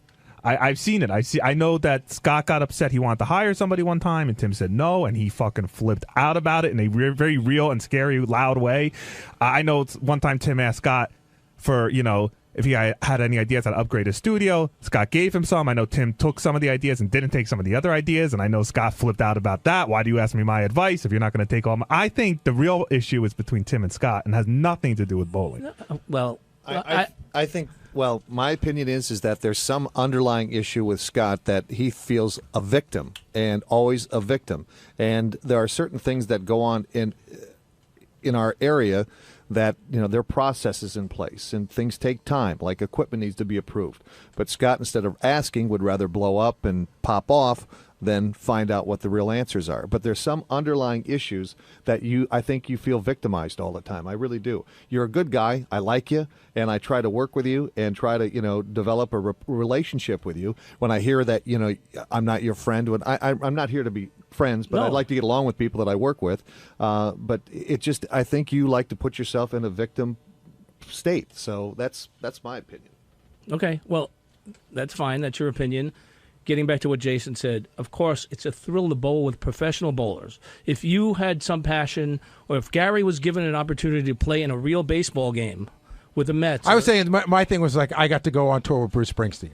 That would be the same thing. Let you go do it? That's a passion that I have. Or Bruce said, Gary, come to the I want you to play sax for me not instead even of play Clarence Clemens. Come stand on the side of the stage this day. I want you to be my personal guest. Would Howard let you take a week off of work to go play saxophone with Bruce Springsteen? He wouldn't. No. Okay, so there you go. But okay, but I approached this as we did it last year. Howard sent me out there, which was. But that question was answered pretty early. That it doesn't work for the show. Okay, that's fine. I get it. The PBA said, regardless of whether the TV show or radio show is covering it, you're welcome to bowl. That's what they. See, this is where you fall off the tracks because nobody cares what the PBA thinks. Well, I'm just telling you. I'm being very blunt. Are you aware what the PBA is? I'm just telling you. I'm just telling you. Police Benevolent Association. I was offered again. No, we understand that, but we know what they want. But we know what they want. But that has nothing to do with what we want. I know what they want too. I mean, don't they have authority over the situation? But Scott, what about what Tim said? I mean, because Tim's not the only person who said that before. Are you playing the victim all the time? In fact, quite honestly, it was said pretty often before Tim ever worked with us. I don't try to play the victim. Okay, I don't try to play the victim. Leave it to the victim. Yeah. Go ahead, Scott. No, I don't try. I don't want to be a victim. So, that's all I'm going to say on that. Well, because what Jason was also inferring is that there's an underlying thing going on between the two of you. That's what I There's think. no doubt about it. And at some point, I don't know how much time we have left on the wrap-up show, but at some point, it's you guys are going to have to deal with it because I see it every day. And there's a thing going between, I don't know, I think that both of you think the other one doesn't respect each other. That's exactly what I was going to say. I think there's a missing level of respect coming from both of you. And you guys won't talk And about I'm not saying that Tim doesn't respect Scott. I'm saying I took Scott out to lunch the other week. Yeah, I'm saying that Scott does not feel respected by Tim, and I know that Tim doesn't feel respected by Scott. I think we have disagreements. I mean, I try to request something. I don't want to get into it on the air. That's not right. Wait, this guy just took you out to lunch, and he said, and then you go right back and say, "I'm not his friend." Did that hurt Tim when you heard Scott say that today? I would imagine that it did. Tim, take me out to lunch. I'm your friend. We'll work it out. Are you guys on Facebook? Are you friends? No. Scott untags pictures with Tim. The bowling is strictly me and not anybody else. That it's a great thing in my life. I get it. It really has nothing to do with anybody else. So, personally, it was a great experience, and I wanted to do it again. Okay. What I would say is I think that every single person on this show could come up with an example of something that they really wanted to do that would make them be away from work. I know, but they don't have that opportunity. And they I have the opportunity. No, we've all had the opportunity. Now, Richard, I'm almost positive that Richard's had opportunities to go on tour for 3 months at a time. Oh, 3 months. I mean, listen, it's a passion, 3 right? days. Oh. But I mean, we've all had. Like I said, I've had the opportunity to go to the Super Bowl. I've been given the tickets, and I was invited to go on somebody's private jet. Like I and told it you, still didn't get me home in time. I don't think it hurts to ask. Okay, you've been here so long. I don't think it hurts just to at least ask and get an answer that somebody respected your answer. And all I said was, somebody could have come to me and said, "We appreciate that you want to go, but we'd rather have you here. There's shows this week. We need you. You're important to the show." But there's no knowing that, and no one appreciated that. That's right. There's no knowing that because it was said. Well, because he told you to finish. Scott, who's your issue with? Is it with Doug? Is it with Tim? Is it with Howard, Gary, Jason? I think it's with Howard because even before when he was arguing with Tim in the hallway, he said all he needed to do was give me the answer, and this would have been done 5 weeks ago. Howard said on the air he didn't want to look like the bad guy. I mean, maybe he looks worse by not giving me an answer. Do you think that's the case? I feel that not giving me an answer is disrespecting me. And anybody else he doesn't give an answer to. Well, that's the way he works. That doesn't work for me. I mean, I get it. I don't make requests from him. I think this is the first request I've made in 26 years. But it's not. It's not. And I can't think of the others. But do you think that every office operates any differently? Yeah. No. No. I mean, yes. I think that people would make a request and they would get an answer. To be ignored. To be ignored is worse than getting a no. But what about if your request is unreasonable? I don't think it was unreasonable. That's the thing. I don't think it was unreasonable. And that's where I think there's a really big difference. To say, can I take time off after you know that it's not good for the show? I understand that part. But I want to take time off to go do what I want to do. You know, we all want to do that. That's an unreasonable request. with this modified schedule, it's even more important that That's right. we're here for the shows. It's even more important that we're here and we don't miss it unless it's an emergency, a personal family emergency or some type of emergency. Hey, I'm Medicated Pete on Wednesday's wrap-up show. We talked about B.B. Jones and other things that came up on Howard's show this morning. Check it out.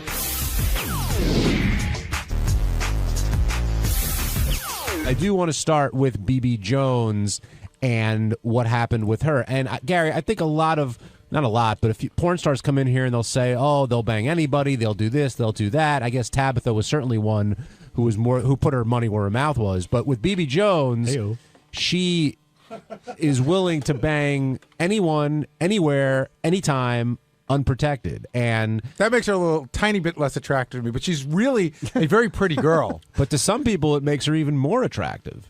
Well, you know, I don't know. It's easy and quick, but do you really feel good about yourself when you're done, or do you care? Well, some guys don't care. You see, that's the question. If you're young and single and working on this show, this seems like a pretty good. You can bring your own condom. This seems like a pretty good opportunity.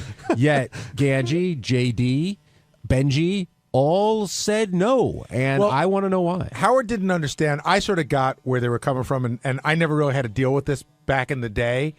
But the whole, you know, I think that I understand Benji saying, like, girls will say, they'll Google you, they find out you banged a porn star, and it's, you know, they're like, hey, I can fuck a lot of guys. Why should I fuck a guy who fucked a porn star?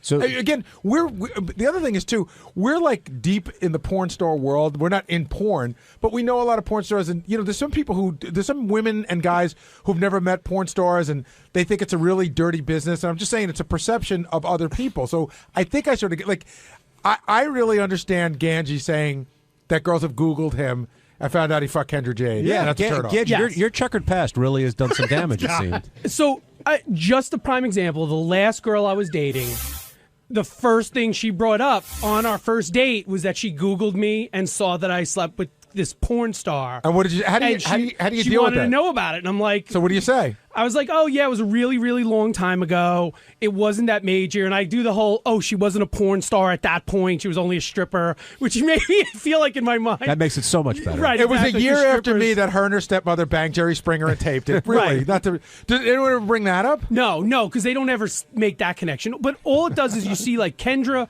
porn star, and I slept with her. And that's the first thing that literally comes up when you Google my name. And the other thing is, you know, so it causes a problem. I mean, like it freaks regular girls out. How many times does that come up? I'd say 2 or 3 times. And girls can't look past that, huh? Regular girls have a problem looking past that for some reason. See, now for JD, it's different because no, it's not. You've dated a porn star. No, I didn't date her. You liked her, and you would have dated her. Listen, I've liked a lot of. What was girls. that girl's name? The one that you were pretty Kimberly friendly? Kane. Kimberly Kane. So like would you go out to? Would you take Kimberly Kane, say, to Howard's Christmas party if you were dating her? Yeah, if I was dating her. So she's sure. a porn star. The girl today is a porn star. What's the difference in the way people look at you? Because. I don't know. You got me. No, but I think it's a legitimate question. In other words, you're willing to date porn stars. Yeah. Listen. Well, first of all, if she has the sex with a lot of guys, but a lot. But Kimberly many porn Kane, many porn stars do. It's protected. She's having sex with janitors. So it's the unprotected sex. That's a big thing. Okay. And second of all.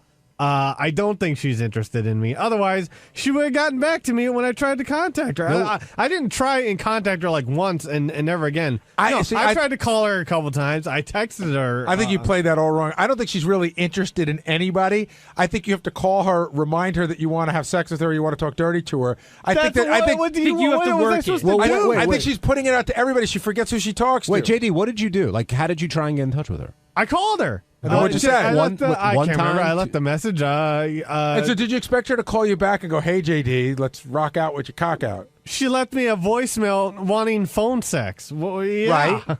Okay, so what'd you do? I called her, and I left her a voicemail. I remember what But I how said. long after?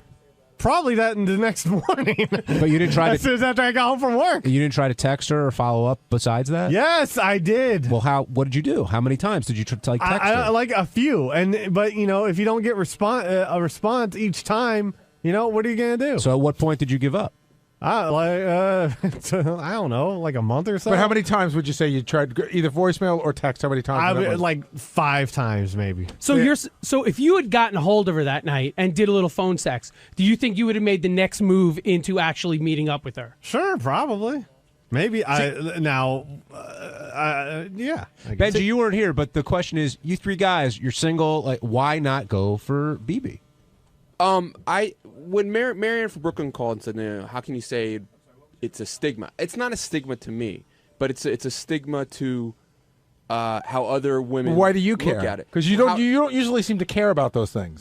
I care because I think BB's very attractive. I don't know her personally she seems cool, but it's like for basically like a one-time thing. Like maybe she's in New York twice a year, 3 times a year. I don't know how often. Okay. So for this one-time fuck of a hot girl, is it worth how much harder it is going to make for other relationships? But Benji, you've been on the air and openly talked about anonymous sex that you get off of websites. Why is that so different? First of all, I don't do that anymore.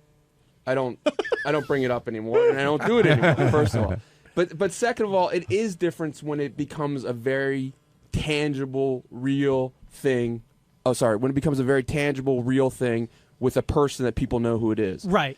Now, I have interesting breaking news. I don't know if this has come up. And I checked with Howard to make sure it was cool to bring up. Okay. She rejected Pete. How so? What? She said she wouldn't fuck him. When did she say that? This is what now I'm getting this secondhand from TV guys. Pete, get over here. Go ahead. Oh, Pete, I didn't know you were in here, so I don't know if you know this. And this is what I heard, so maybe it's not true. I don't know. No, that's first I've heard of that. Well, hold on. But let's start. Pete, how did you leave it off with her? I said sure. So did she give you a number to contact her, email address? No. No. So how are you figuring you're going to get in touch with her? I don't know. I mean, I would have thought signals? that. Yeah. So, Ganji, you're like one of the main guys at Howard TV. What's going on here? Is this true? I don't know. The behind the scenes guys were following them around, so I'm assuming that's when it happened. So Benji, what do you know? Well, this is Lee. He's one of our TV guys. Yeah. What's up? Not much, Pete. How you doing? About this news. What's So Lee told me. I said to Lee, this was maybe he's coming down. I'm sorry. I said to Lee Garowitz, I said, "Oh, did Pete leave with BB?" And he goes, "No, actually," she said, and Pete.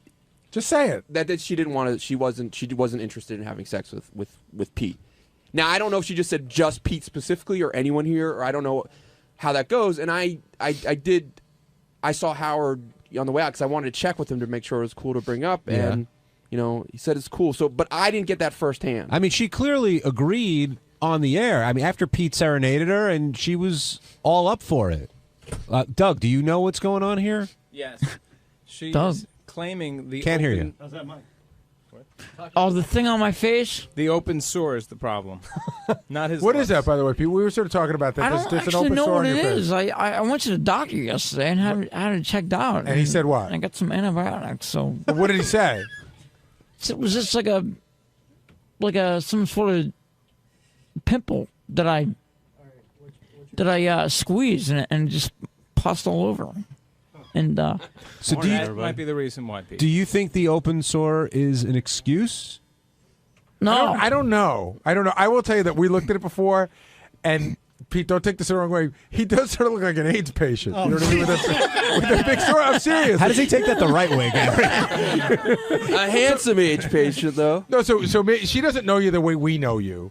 Yeah, and maybe, obviously. And so I look at that and I go, Pete banged into the wall or something.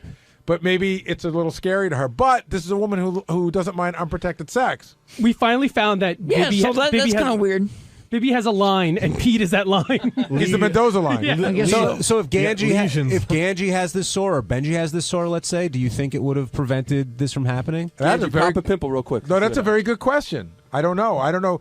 John, I guess the question you're asking is it the sore or is the sore just an out in general? That's right. Well, I mean, we could ask her, like, will you do it when the sore is healed? Yeah, well, based on her rap today on the show, I wouldn't think that would stop her, but I guess I'm wrong. Shirley, do you have breaking news on this? No, I was just going to I don't confirm what Benji said because I interviewed her after she got off the air, and she confirmed with me that yeah, she was not down to bang Pete. But did she tell you the lesion or the sore? Yeah, was she says I don't know what that sore is, and I said I think it's just a scratch. Could be AIDS. I don't know. See, now, don't you think BB should have had the class to tell Pete face to face, or at least let him know before she left? That's not right. Doesn't sound like the conviction of a girl who fucked a janitor at the movie theater. Well, maybe you know, you say maybe she felt, you know, maybe it wasn't the smartest way to do it, but maybe she felt it was nicer to say yes on the air and to reject. And then to just privately. never call him again. Yeah. Pete, well, Pete, would you rather that, or would you rather her tell you face to face? Face to face. Rather than secondhand, you know. Well, But- that's but, not. But hey. the second hand is not her fault. That's my fault. That I didn't even realize you were here. Right, when he I said wouldn't that. even been aware of it if Pete Yeah. wasn't here. Then he would have never known. He would have just kept calling her and texting her for a month. We're just kidding, man. She's gonna fuck Thanks, you. Gare. Huh? We're just kidding. She'll fuck you. Are you giving me shit or? Yeah, but I just want you to feel good and stuff. Man. We'll get you laid. What's the? All right. Well, come on. No, I'm confused. No, I'm we're not. confused too. Just we'll get you laid. I'll get you laid. I'll get you laid today. Pete, Benji's trying to let you down easy here. Essentially, she said that she doesn't want to bang you because of that sore. I mean, that's what I this don't know. comes down Listen, to. this is like I said. Well, Everything I, mean, heard is if that's secondhand. true coming from her, then that's obviously true. But you know, Now, I don't do, know. do you think I don't maybe know. she sensed that you wanted more than just a banger, Pete? Because I know a lot of times you sort of go down the relationship route once you meet a girl. Well, you know, I was like, after the show, I was like, you know, well, we'll sit to the camera guys. I was like, well, we'll see where this goes. You know, it's not a guaranteed relationship, but you know, I don't think of her and think of the word relationship at all. Just like you know, have some fun and make you know, one thing leads to another. You're already going too far for her. Because she did say if she banged you, she wanted you to leave right after. Yeah. Well, I mean, I wouldn't take offense to that. 'Cause that's the, you know, But that wasn't just you, Pete. I mean, she that's said what she that, wants. That's what she wants. Yeah, exactly. That's the way she operates. But I mean, do you understand that this is a pure sex thing? That it's not a relationship thing? And I mean, certainly for her, and I figured for you, this is like let's have sex and then beat it.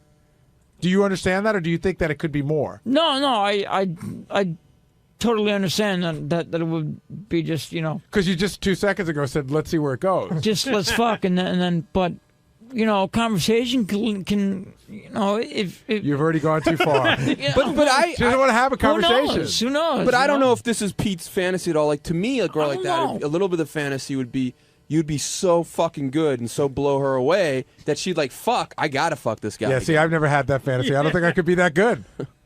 I think you could. I don't know. All right, let's go to the phones. It's worth the shot. Jim, you're on the wrap-up show. Yeah, you know, the one guy with the balls to fucker's got a damn open sore. Jesus, I can't believe there's single guys on the Howard Stern show that won't fuck this broad. Hey, I always forget your name. I know you're from Jim? NC. This is Jim. Jim, yeah. But Sure. Jim, do you have a girlfriend or? I do. Okay, so let's say you were single, but you were in our position, or like we're not exactly famous, but like reality show famous. So In a something. New York minute, Benji. What's that? In a New York minute. But wait, All so, right. so Jim, knowing that if you fucked her, that on Monday we're going to drag in the studio. I go, you fucked her. We want every little detail. We want to hear about it.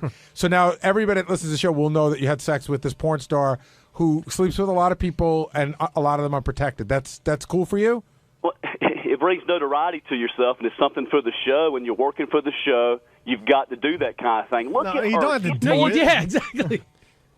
She's fantastic looking. I mean, She she's is, but it's a one-time. It's basically a one-time thing. Jim, are you saying that makes it harder for next time? Thing. Are you saying that some of the guys on the show aren't fulfilling their obligation? Seriously, because that's what it sounds like. We're not being team players. Right. We're not fucking BB Jones.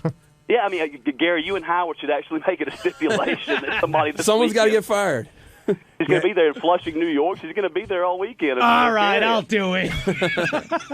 Yeah, and so about 50 other guys probably. Gage, if you knew it wouldn't be found out, I think you said you would Absolutely. If she came up to me at a bar and I didn't know she was a porn star, or even if I kind of found out that she was, and it wasn't part of the show, we were somewhere else, I would absolutely. Okay, so let's take this a step further. You probably know how to get in touch with her, Yeah, without right. anybody knowing. Would you ever try to pull that off? No, because I feel like it nowadays with the Howard 100 News and everything else, that's not a possibility.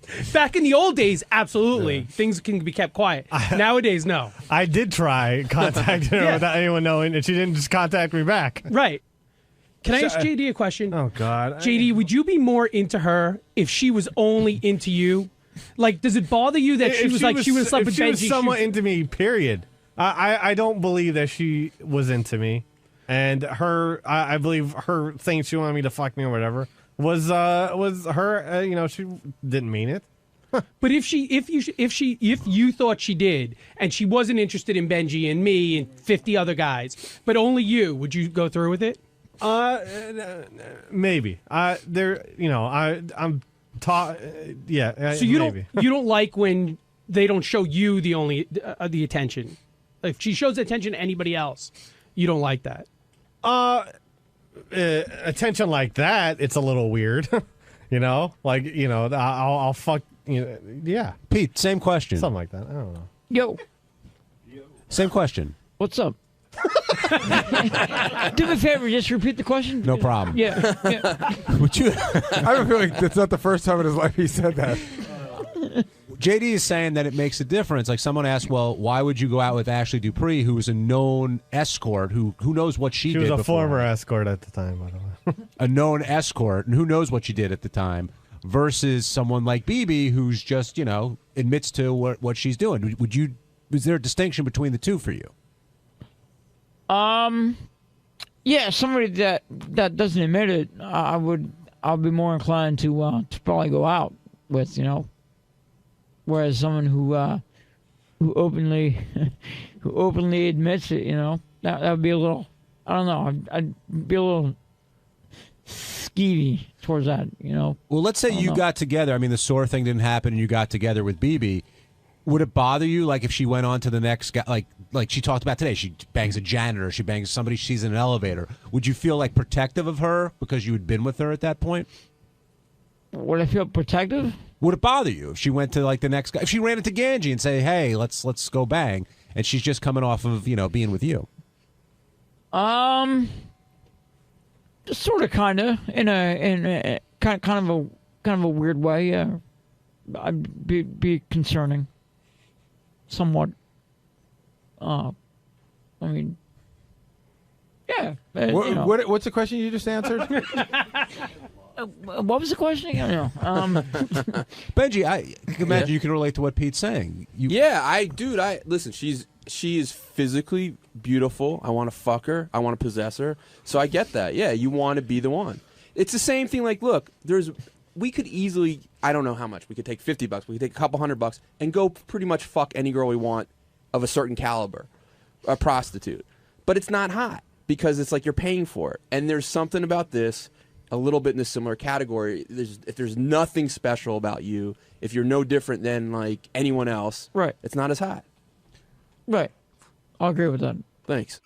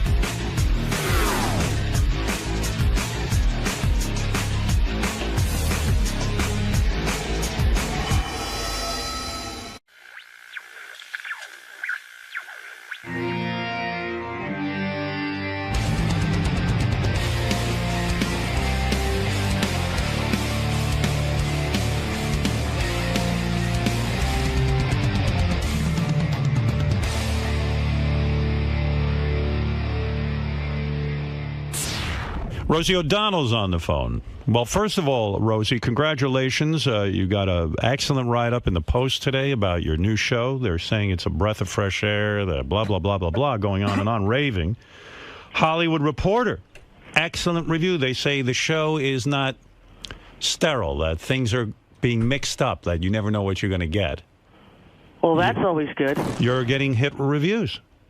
Oh, that's nice. I just woke up. I haven't read anything, so I'm happy to hear that. Where are you now, in Chicago? I'm in Chicago, in my very cold dressing room. With Oprah's staff. Now, here's my prediction. Go ahead. And I don't know a thing, but this is, I have intuition. You got a hunch. And you can deny it if you want. I might. Oprah's staff likes things.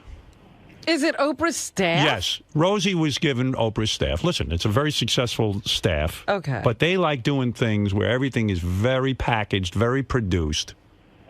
Rosie likes to let things evolve and happen. And Rosie's Rosie. She's not Oprah. She's not Oprah. I predict within a year, Rosie, all new staff. That's my prediction. Well, you're not going to be Psychic of the Year because here's the thing. It's only about 3 of people from her senior staff. Okay. And the rest of them were all young, new kids who had worked at her staff for about 5 to 8 years. So they're in their 20s, most of them. So they're quite trainable, right? But I will tell you, you're right about initially they were worried about the fact that I don't use the prompter. Because normally they have a prompter and everybody follows it in the control room. Right. And so that's the reason we went live, Howard, which I think you'll understand better than anyone, is all the practice shows, I would do something and then after, we got to go, we'll be right back. And they'd say, we're going to have to do that again. I'm like, why? Well, you forgot to say NBC's the voice. Right. I'm like, oh, dear Lord. That's not going to fly with you. Okay, so Thursday, after the test show, I had a meeting with Lisa Erspalmer, who's, one of the head Oprah people. She and Sherry Salata, ran it for 25 years, ran her show. And my 2 executive producers and I was like, okay, listen, I'm not willing to trade something real for something fake.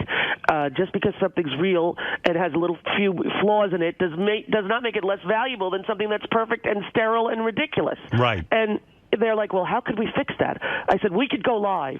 Cut to, they said, okay, which I never thought they would do because I thought they'd be worried that I might, The whole show is live. Live. Wonderful. Is this going to kill you? I'm saying right now it's fun, the first show. Yeah, it's the first blush. You've been back. You've been having a great life. You've been enjoying hanging out. Yeah. Is this going to kill you?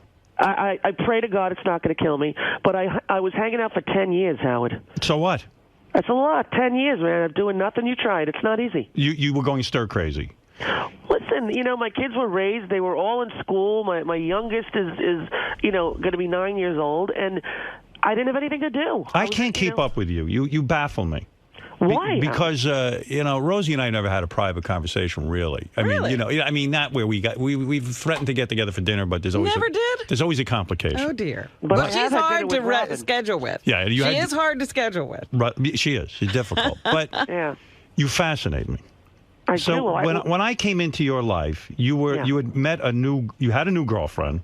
Yeah. She moved the whole family in. She had 6 kids. You have 4 kids. Yeah. You were She didn't move them in. They moved them They moved next door. You were in the process of what you called blending the families. Yeah. Now somehow that relationship ended. Yeah. And then, which I believe was predicted by you. Oh yeah. Well, because you were going probably insane with her 6 kids. Let's be honest. That's too many kids. Let's be honest. You have a vision of what you think would work, and I remember that movie, Yours, Mine, and Ours, with Lucille Ball. Right. And I thought, well, how that's what you were thinking. Yeah. This could be perfect, right? But honestly, it was a lot of kids, and that's the truth. It was a lot of kids. It ruined the relationship. I would say ruined, but it didn't allow for any time for she and I to be together alone, and right. There were lots of kids with lots of different issues. And, right. I got my own 4, and they have their own challenges, right? And so it just felt to me like chaos and too much. And she's a lovely, lovely person. So in other words, you saw this movie and had the idea. But the kids didn't see the movie. That was the problem. No, but they did see the one with Steve Martin, Cheaper by the Dozen. Yes. Now, was it complicated when you had to go, like when you broke up? I can't even imagine the hassle. First of all, you got to move her out of the house. Which literally she did in 3 days over Christmas. It was very quick. And then over Christmas, you had to go, up. and you had to go over Christmas, no less. Oof. Then you had to go to the kids and say, "Listen, remember the movie I watched? Turns out it doesn't work like Yeah, that. that was the movies, kids. Yeah, now we have a different movie to watch. Was that a horrible... No, because, the kids knew. The kids knew in the beginning, like I said, here's the thing, we're going to see what happens, and and I love Tracy, and we're going to see what happens. And so the fact that we didn't live in one house, I think, was helpful in terms of them not feeling as, upset, or they sort of, there was a separation, and it wasn't like we did every holiday together. In fact, we didn't really do that. I took my kids and did what we normally did, and she did what she normally did. And Tracy had to be brokenhearted because, listen, nabbing a Rosie is a big deal. Nabbing, I love that. Well, let's be honest. You think I'm nabbable? Well, listen. Well, you're acting like she lost a Porsche. She's a big... Well, yeah, Rosie's a big star. She is the pride. It's more like a Hyundai Sonata, Robin. I don't know if it was a Porsche. She is the home run of home runs. She's wealthy. She's, listen.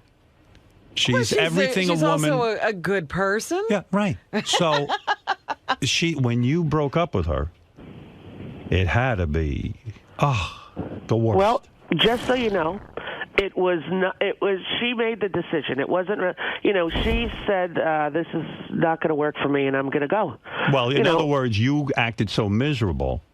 No, I just knew. I knew fairly early on that a long-time future and forever wasn't in the cards, and that I loved her very much, and I care about her kids, and I care about her life, and and what I think we ended up wanting different things. Although in the beginning it was a great, immense love affair, and it's wonderful to feel those kinds of feelings. And I had been in a relationship for a long time that towards the end was kind of when people are about to divorce, it's a couple years of rockiness, right? So and here's what else baffles me.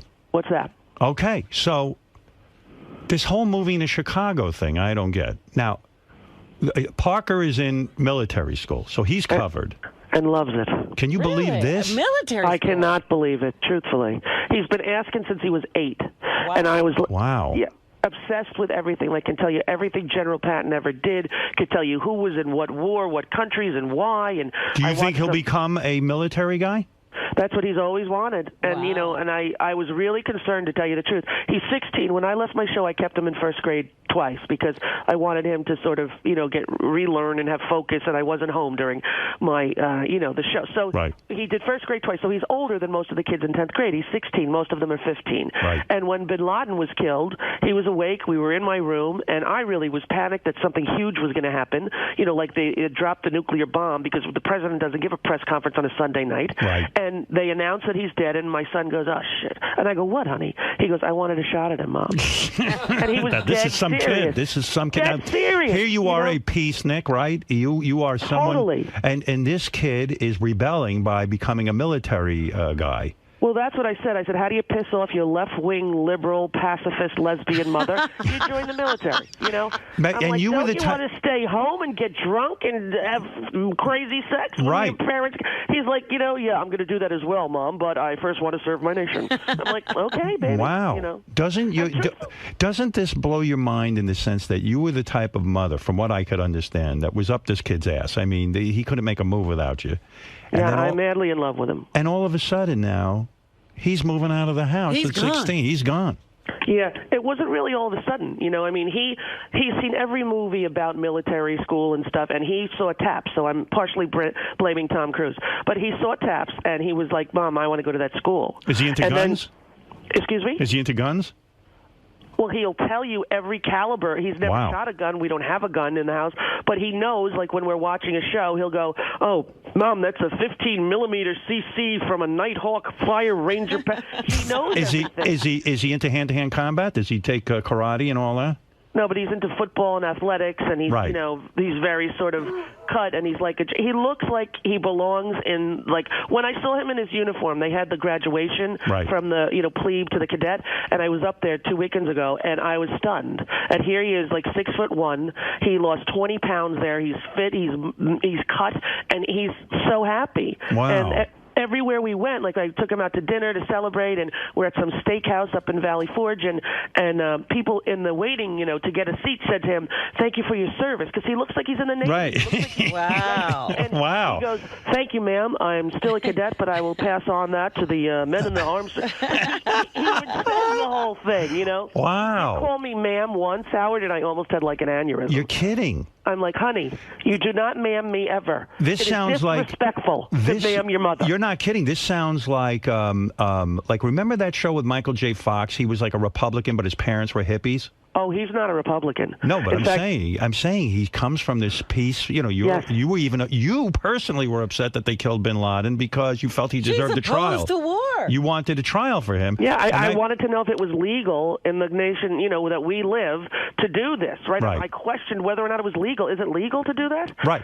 Right? But he's a Democrat, though. My son said, he goes, Mom, in the whole school there's like 5 Democrats. He said, I get into the greatest discussions about, what's going on politically. And he grew up in a family where we discussed politics at the dinner table. So he's well-versed in what's going on. Here is the turnaround in your life. You left your first show, which was very successful, because you wanted to be home with the family. The kids were young. Right. Now, all of a sudden, you're living in Chicago. You got your one daughter with you. 2 of the daughters are living with Kelly. A daughter and a son. A daughter and a son are living with Kelly. Well, they're doing halftime, right? So the oldest boy, Parker's away. Chelsea's living with me, and the 2 little ones are doing, half and half. I feel like you're free and clear now. With the kids. I mean, I feel you're back to being, She dropped them all. I feel you got everyone sort of in somewhere and stashed away, and then you're running around in Chicago. Yeah, I'm at all the gay bars dancing till 3 in the morning. No, you have a new girlfriend. Exactly, who you will love, Howard. Because remember when you were saying to me, hey, did you have a crush on Beth? And I said to you, when she did The View, and I was like, no, she's too perfect for me. I'd be too intimidated to go near a woman who looked like that. Right. Cut to, I'm in Starbucks, and I see this woman in front of me, dressed perfectly, very Beth-like, right, holding a puppy, and I have a puppy just like it, and I was thinking of getting another one for Chicago, and right, I thought she was a straight 28-year-old, because that's what she looked like, and I start talking to her, and I'm like, And by the way, this one, just so I'm clear, this one doesn't have any kids, right? No kids. Perfect. All right, go ahead. Perfect. Yeah, and you're not having kids with her, right? Not at the moment. All right, but, go ahead. Yeah, so she's holding the puppy, and I'm like, I got a dog like that. Where did you get it? And we start talking, and I said, here's the thing. Were you hitting on her? No, because I didn't think she was gay at all. It's like she's got a Beth vibe, honey. She wears high heels and Prada belts and a lot of jewelry. Like I thought she was just a straight girl. So your gaydar wasn't going wild.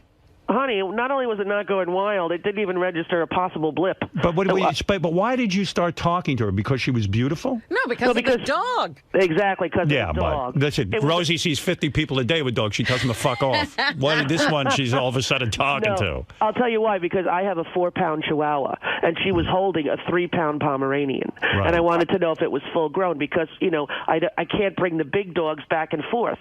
So I have a little Chihuahua, and my daughter Chelsea, who's living with me here, I want to get her a little one so Missy would have a friend and blah, blah, blah. So when you're talking to her, yeah, does she recognize right away it's Rosie O'Donnell? I think so, yes. Okay, go ahead. But she didn't say it, And she's wearing a little hot dress, and she's got high heels on. No, she's got like jeans that, your thigh don't touch kind of jeans. Right. Like and she's 28. No, she's 40. 40? She looked 28. Tight ass, big boobs, the whole thing. Honey, you're a dream girl. I'm telling Really? You. Remember in the studio? Who does she look like? Julianne Moore. Oh, my. Yes, red hair, green eyes. So you're talking to her. I'm talking to her, and I said, here's what happened to me. I got a little Chihuahua when I was 33, and the next thing I knew, I had a son. So you're probably going to have a baby soon. And she, told me that she was trying to have a baby, and I said, oh, well, maybe your husband. But she said, oh, I don't have a husband. I'm a lesbian. And I laughed. Right. I was like, I said, that's funny. Bingo. I said, you're funny. What's your name? And she said, Michelle. I go, no, seriously. She goes, no, I am a lesbian. I go, you're a lesbian. If you're a lesbian, you're one of those lesbians for 14 minutes. You're not a real. She says, I've been out since I'm 24 years old. Wow. I'm like, and how old are you now, 28? She said, no, 40. I go, first of all, I thought it was Ashton Kutcher on Punk'd for a minute. This is too good to be true. Well, yeah, and then I didn't trust her for a while. I'm like, well, what do you mean you didn't trust her? Because, like I said, I was intimidated by the beauty. I was a little thrown by the, I don't know. Well, Kelly was beautiful, but you're talking about a whole nother level up. Kelly is beautiful, and it's not about levels. It's just about she's very much of a girl. I've never dated a woman who is so much of So a girl. feminine. Exactly. So wait a second. You meet this girl in Starbucks. Yeah. Oh, wait, here's a picture of her. Oh, yeah, pictures flying Oh, yes. Yeah, you enjoy that, Howard? Oh, yeah, baby. I thought you might like that. I thought of you. You'll bring her over to my more place. Than once. We'll More get than her, once, we'll Howard. get her in a bikini. Oh, yeah, she has a few. Oh, look at her. She is lovely. Yes, Is she wearing a wedding ring with you? No, she is not wearing a wedding ring. It appears to be. Wow, she's some knockout. Yeah. You know how to quite handle something like that? Howard, that was my concern. I was like, hey, what have I... You meet her in Starbucks. How long before you take her out on a date? About 2 weeks. What did you do? You started texting and calling? Yeah, my daughter was in the hospital for a while, and so I was going back and forth to the city. What is that all about? Is she all right? Yeah, she's okay. But for my 14-year-old, and so I was in and out of the city a lot for like a month, and so I didn't really have any time. So we talked for like 2 weeks on the phone and texting and emails and stuff, and then That's romantic. And It was. are you burning with desire for her? Well, I was nervous, Howard. I was like nervous. But you were thinking about her a lot. And I was also thinking, could she really be gay?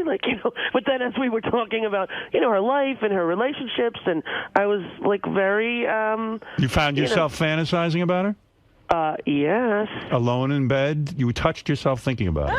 Well, Howard, I mean, that's okay. There's all kinds of implements you can buy to help you do that. But no, I know. Robin teaches me. Oh, stop. Yeah, well... So, so you're Robin's thinking a about smart her, woman. you're texting this and that, and you say, let's go out on a date.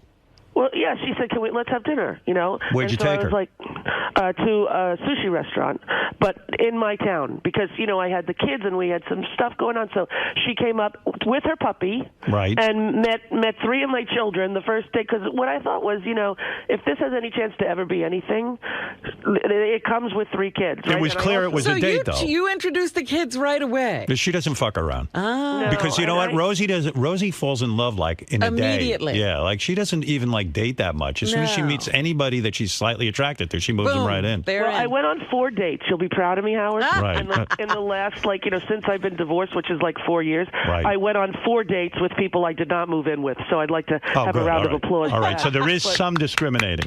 Right, but when I go on a date, here's how it goes. I go out to dinner, and then if I don't feel that thing that you're supposed to feel, like, Right. oh my gosh, I want to get to know you, I want to sit next to you, I want to snuggle, I want to, Right. If I don't feel that, then that's done. You It's like, move I don't- on. And that's right fair. away. But that's fair. Right You, away. you say to them, oh, this was a nice time. I'll get in touch with you, and you never call, right? Well, because I'm a lesbian, they end up texting and we're friends. But Right. I make it clear that, I'm not particularly interested in anything other than that. Women are so good with each other. They're so sensitive that way. Like me, That they I would can just be friends. I just would never write the person and hide. Exactly. Right. Well, I used to do that with therapists. Whenever my therapist pissed me off, I would change my phone number and just never call them back. That's healthy. I wish I could learn how to do that. Yeah, that's a good trick. I think you should use that. So you go out on a date. Where do you take these girls to dinner? Because right away it becomes a story. This is in your neighborhood. No one squeals on you. No one says, Yeah, hey. in Nyack it's very easy. You Yeah, know that right. everybody. I've lived there a long time. What'd she wear on the date? Was she wearing like no panties? No. She's got some thong action going on, but Right. no, white jeans and a black shirt and heels that I could not believe a human could walk in. And no bra. Oh no, honey, believe me. Oh. She's got the bra underwear matching sets, La Perla, something that she's taught me about. I now have matching bras and underwear, color coordinated, with lace. Does it make you feel good? It does, and Yeah. I'm shocked. So wait a second. This girl, you go on the date, and I know with the way you've described it, you like a nice big build-up sexually. You don't want to just get it over with in 2 seconds. Oh no! In fact, it was Right. not. There was no chance or time. I was. So then after we went out to dinner, all it was a kiss goodnight, and then we With a went tongue. Out. Yeah. Wow. Come on, I'm Look 49, at you. honey. Wow. What am I going to do? Peck her on the cheek? No time to waste. There were 3 kids sleeping upstairs and 1 in military school. I couldn't exactly, bound chicka bound. And besides, I was nervous, Howard. Do you initiate the kiss or she does? I did. Well, good for you. Well, I was nervous to do it though. But you knew she wanted it. If she's going all the way up to Nyack, she wanted something with you. I mean, think? yeah. Where does the kiss happen? Out in your front door? No, on my living room couch. I walk in and the kids are waiting because the kids were playing with her dog, and the kids are waiting. Hi, and I'm like, okay, everybody, up to bed. Mom will be up there. And yeah, but it's 4 o'clock. So they go up to bed. You get her on the couch, and you make out with her. No, we don't make out. One kiss. That's romantic. This is what I said to the kids. I go, you guys go up to bed. Mommy will be up in a half an hour. And she has since told me that when I said that, she thought to herself, oh, she's not interested, right? That she put her right. But I wasn't. What am I going to say? I have the kids. They're waiting in my bed. No, that's very respectful. Right. So were you burning with desire? Well, I was definitely wanting to kiss her. Right. Oh, and I did. She's a knockout. I'm staring at the picture as you're talking. She's beautiful. She's inside and out. She's so great with kids. She's really lovely. She's smart. She's kind. She's got her own. She's got. So when do you finally bang her? It took a few months, Howard. Few months. Because you like that build-up. Well, I was going back and forth to Chicago in the early parts of the summer to set up the show. Even right before the summer, I was going back and forth, and then second date, you feel her up? No. Just kiss again. We made out. Oh, my God. See, women, when they're with each other, they love a slow build. Oh, you're kidding? And then all the letters about how great the kiss was, and then talking, and then send me a photo. Where are you? And, look at that. Oh, my God. It's romance times 1,000. Did she sext you? No. No pictures of herself over the text with her legs or panties? Oh, no. Nothing? Well, no. Come on. She's not a skanky hoe. That's not hoe. That's fun. Well, before you even make love to the person, they're going to send you pictures of themselves naked? Not naked, but, a little something. So, all right. So you make out for a long time on the second date. Third date, I'm going to say by the third date, fingers. Now you're burning with desire. No, let me tell you something. Here's what it went from. Kissing to, could you come and spend 2 weeks with me? Right. It was time. So all 4 dates were just making out. Where'd she come to, Chicago? Just kissing. Miami. We went to Miami. Oh, the house in Miami. Yeah, which is really, that's the house. Every time I pull in, I go, who owns this place? Right. Oh, crap, it's me. And when she saw that place, it was romantic time. It was romantic time. But you know what? She's got her own thing going on, honey. What does she do? Money. She's an IT headhunter, and she's like, one of the most successful people in that field. And that's attractive. I like that. Yeah, she's got a lot of her own money, cash, life. She's got a Beamer. She wears all these designer everything and jewelry. And I'm like, where'd you get those earrings? She's like, I bought them. Sounds too good to be true. Yeah, a little bit, and that's what I was a little bit like going. Where am I going to find the trap door? Where am I going to hear? By the way, I was arrested for impersonating Julianne Moore and stealing $50 million. Have you ever dated someone who had that type of personal income and was able to support themselves in that fashion? No. So this is a new avenue for you. It is. And then you You're say, not and then the be insecure. in charge of everything. So then the exactly, Robin. I'm not the boss. So then the insecure part of you becomes a little more secure because she could afford. She doesn't need your money. So maybe you start thinking she really loves me. Well, I don't think, Kelly didn't need my money. I mean, Kelly comes from a trust fund baby. She was a very rich kid. Good. Right? But, Michelle grew up very similar kind of financial way straight that I did, although she was in the most western part of upper New York State. Right? So is she a gold star lesbian or has she been with men? What is a gold star lesbian? Gold star lesbian is a true lesbian who has never even messed around with men. Oh, I didn't know that term. Absolutely. I didn't know that either. And I just coined it. It's 3 seconds ago. Gold star lesbian. No, seriously. No, she's not a gold star lesbian, nor am I, Howard. Well, I mean, you've messed around with some men, but very, very, very superficially. I did the deed more than once. Well, you tried. No, honey, I lived with a guy for over a year. Oh, did I know that? When I was 28. And you enjoyed it? I enjoyed it. You enjoyed sex with this guy? Very much. You didn't want to throw up and go, and you weren't thinking about women the whole time? No, you know what else I enjoyed? Going, to the supermarket with him, before the football game on Sunday and getting, the beer, chips, and nachos and having the cashier say, oh, how long have you guys been dating? And it was all of a sudden to be accepted in the world, not having to have who you're with be invisible and people pretend they didn't know. And, listen, it's a long time ago. It's over 20 years ago, right? So you're bisexual? No, I'm not. I'm definitely gay. Right. but I see a handsome man, I'm not dead. You know, I look at there's a sexy hot guy, I go, look at him. I don't necessarily want him naked in my bed, but I would like him to maybe tidy up around my house. It must be painful for you when you're around me because I'm so handsome. I'm telling you. It must be confusing for you. If I even went close to you, Jeanette Barber would have my head because. Did the guy get you off? I mean, were you able to have an orgasm with him? Oh gosh, yes, honey. No kidding. Everything works downtown. It's not like lesbians don't function without the right car key. No, but I have many friends who are lesbians who say to me, like, the thought of the penis going in them is so repulsive. Oh, really? Yeah, that they can't even. Well, I don't think that could possibly be true because there's a lot of. Yeah, who are you talking to? I have friends. Where is this? What are you, women who? What? All right, that's the second thing I made up. I figured. Gold star lesbian in that. And all of your lesbian friends who are repulsed by penises. Well, but I have male friends who are gay and who have said to me, like, they quite frankly, they go to me, ugh, pussy is disgusting.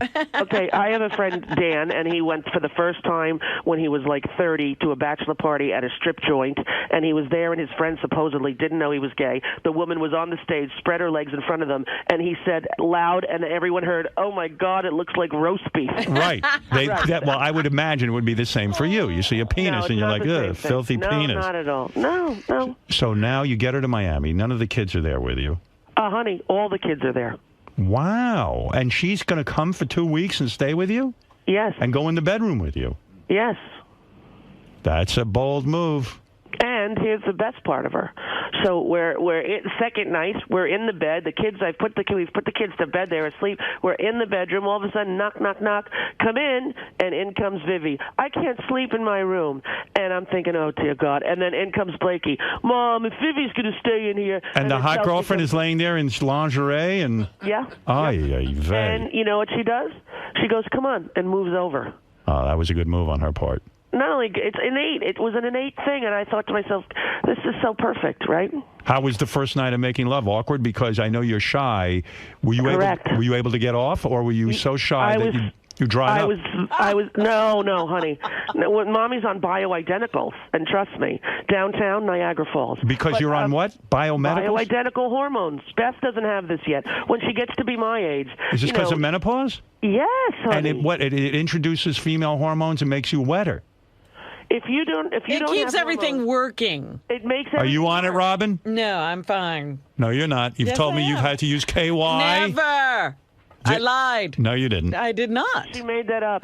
That's like the Astro Glide Star hetero. Do you have to worry about safe sex the first time you're with her? Like, do you guys go get checked out, or you have to do dental dams and all that? No. Dental dam. Yeah, dental dam. You know, it's very, very rare for a woman to give another woman a sexually transmitted disease. Well, could I tell you what I just read? It doesn't happen. You want to know? You want to know what I just read? What? That when oral sex occurs, like if I go down on a woman, that now they think it's a leading cause of throat cancer. Because, yeah, it was in the New York Times. I'm not making this up from some tabloid. I'm talking about the greatest newspaper in the world. If you go down on a woman and you get the human papillomavirus in your throat, that's different. Yeah, you get throat cancer 9 times out of 10. But that's if somebody has HPV, if they have warts, right? Which I would hope you would notice while you were downtown. Please, what am I going to go down there with a flashlight? Honey, you could. I have my eyes closed. Warts, babe, warts. They're very. You could feel it with your hopefully very skilled tongue. So you're telling me the first night she comes to Miami. Kids go to bed. She marches herself up to your bedroom with you, and lovemaking begins. Yes, but honey, I was already in love with her. Right? No, I understand you're in love. She's there, but now it's time to physically act out your love. Yeah, right. And so does she remove? Do you remove her clothing one piece at a time, very slowly? Oh no, like Howard, this feels like a Penthouse Forum letter. All of course I can tell it you is, let me tell you this: it was really, really lovely, and like everyone else, when you're initially with somebody and you love them and you first have sex, it's kind of awkward because it's a new person and you don't know, and then as you're together, it's better and better and better and better. No vibrators? No. Just fingers? Just body parts, just doing it just like you and Beth. Wow. No toys. No toys, nothing. Pure human love. Pure skin on skin. That's and when it. she took her clothes off, was it amazing? Every time that she does, it is. In other words, no cellulite. I say to her, you look like a Barbie. You look like a human Barbie. And right? she loves when you say that. That's the thing. Here's something I found out that's shocking. That women who are beautiful, like Beth, like Mish, I assumed in my life that those beautiful women know it. No. And that they... I'm stunned by Beth this. told me last night how ugly she is. Oh, God. I said, thank God you think that, because that helps me to take advantage of how beautiful you are. Well, I can't sort of believe that, I can't believe that they don't live knowing it. I think if you're like the normalish woman like me, right, like chubby and overweight, whatever, you don't pay attention to stuff like makeup and lingerie, you assume that those super girly, sexy, beautiful women walk around with an air of, aren't I the goods? Were you ashamed of your body? Were you like, I'm not good enough to take my clothes off, let's put the lights down, I don't want you to see me? Yes. You were. Did you keep your shirt on? Do you keep your shirt on? Oh, no, honey. No, it's not like ashamed, like, oh, don't look. But, listen, I'm 200 pounds. She's 100 pounds. Right. I was afraid I would roll over and smother her in the bed. I didn't know.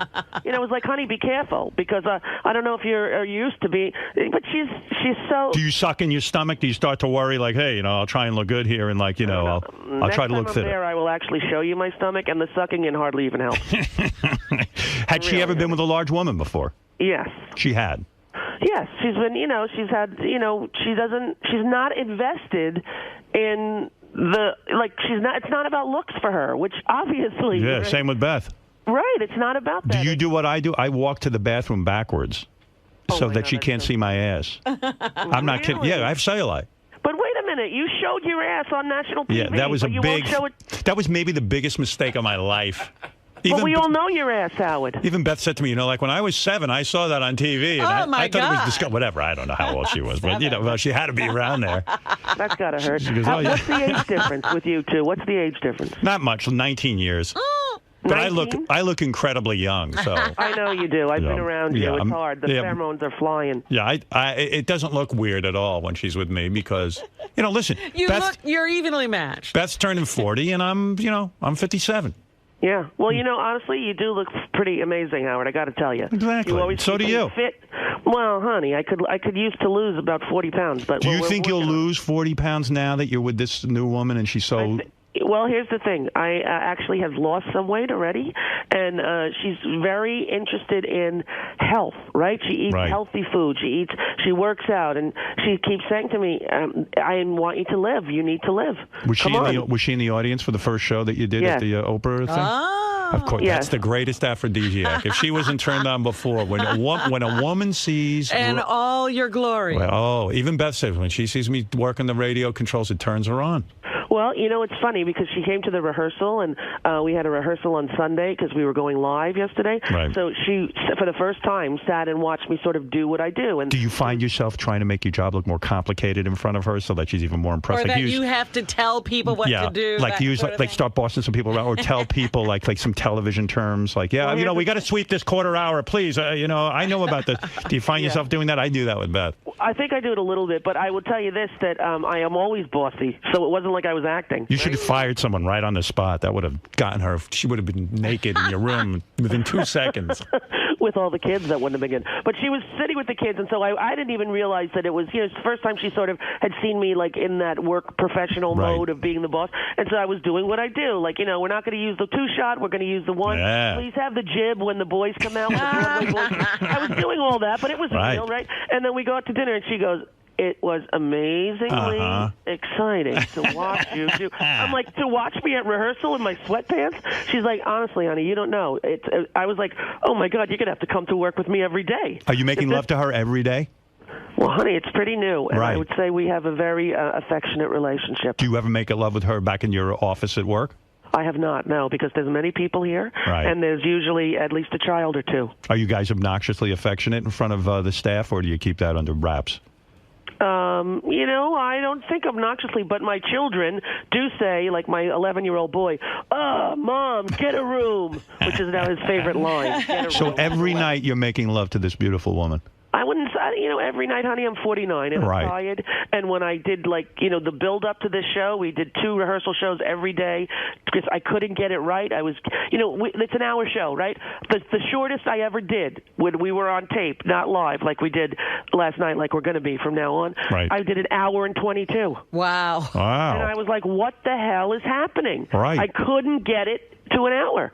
And so then the Thursday, I was really frustrated. We had done this piece with the Broadway kids from my school dancing, and Javier Colon was singing, and I came up and said at the end, thank you, kids, give Javier some love. And they all just spontaneously ran and grabbed him, and I said, what do you have to say to him? And they all in unison said, thank you, it was adorable. And I said, we'll be right back after this. And then I hear from the booth, we're going to have to do that again. You forgot to do the NBC plug. You did not say NBC, the voice on NBC. I'm like, I'm not doing it again. Listen to me. Listen to me. If those imbeciles who run that OWN network had any brains, they got no programming. They have no ratings. Honey, it's hard to start a network. Listen to me. If you want to go an hour and a half, you think they should just let her go? Let her go. What else do they got to do? They got to get to what? Reruns of what? Well, so don't they have some kind of Oprah show on after? They do. They have a brand new Oprah show. Start the Oprah show. Start the Oprah show. And let's say Rosie goes an hour and 25 minutes. Uh-huh. So start the show. It is an Oprah show, though. So what? Well, all they got is empty slots. Well, we got to have programming for commercials, but you have to remember when networks started, like Fox, they just did one night. Right. When CNN was on, nobody watched it for 3 years. The normal platform to launch a network on cable is anywhere from 3 to 7 years. But that's why I'm saying they got you. You're high profile. You're getting great reviews already. Let her go. Do your thing. Give her a 4-hour show. Why does it have to be? Let her go for 4 hours. Who cares? All of a sudden I'm going to be doing Sabago Gigante. No, but I'm saying if you're there anyway and you feel like going, go. It's live. Go for it. Well, I got to tell you, we had Russell Brand. Have you had him on your show? Many times. Fabulous guy. Genius, too. Right. Yeah. Guy's a genius. And he could have went forever. Right. I actually hated it. Hated having to say, we'll be right back with the game. I wanted to just stay with them. So why didn't you? And then we have an hour. It's a regular TV show. We have an hour. But why can't you say, listen, they've got nothing on. The entire day gets 0 ratings. Well, they got Rosie has a new girlfriend. She wants to get back to her. No, she doesn't. Listen, she's got plenty of time. How long can you, in a session, can you make love to her? I know gay women will go for hours. Yeah. Of course we will. Right. Because there's no, it's not as though one and we're done. I have to run out and get a blue pill, right? There's lots of caressing and touching and all the stuff that apparently bores you men. Well, we you know what? do for hours. I'll let you know something. I'll let you know a secret about this man. Yeah. I like all that stuff. But I've heard that about Beth you. is bored, but she wants it. She's like, let's go. Oh, really? Stop yeah. with all the fooling around. She doesn't. She is very different. Well, she's definitely not a lesbian. I can tell you that. No, she's not. I told you what happened. Beth went for a massage. These women. Did you hear this, Rosie? I did not. What's the massage story? This is some sexy story. You got to hear this. Well, there's another massage story I'm not even going to go into, but just the other day, she stops in some place. It's a little nail salon. Right. Korean woman. So Beth's sitting there waiting for her nails to dry. She says, oh, do you do those massages? Like the chair massage. The chair massage. Right. They do like your neck and your arms. Right. Right. The woman goes, you'll come to back room. Beth goes, oh, okay. She thought it was a little weird. Goes to the back room. She puts her neck in the thing, Put her face in the cradle. Yeah, you understand. Yeah. Well, a couple of minutes later, she goes, the Korean woman goes, do you mind? And she goes, what? She goes, take shirt. So she lifts Beth's shirt off and takes her bra off and starts to rub her sides and her breasts. Seriously? I swear to God. And she's telling me this. I go, don't you know that's inappropriate? And she goes, well, yeah, but it felt good.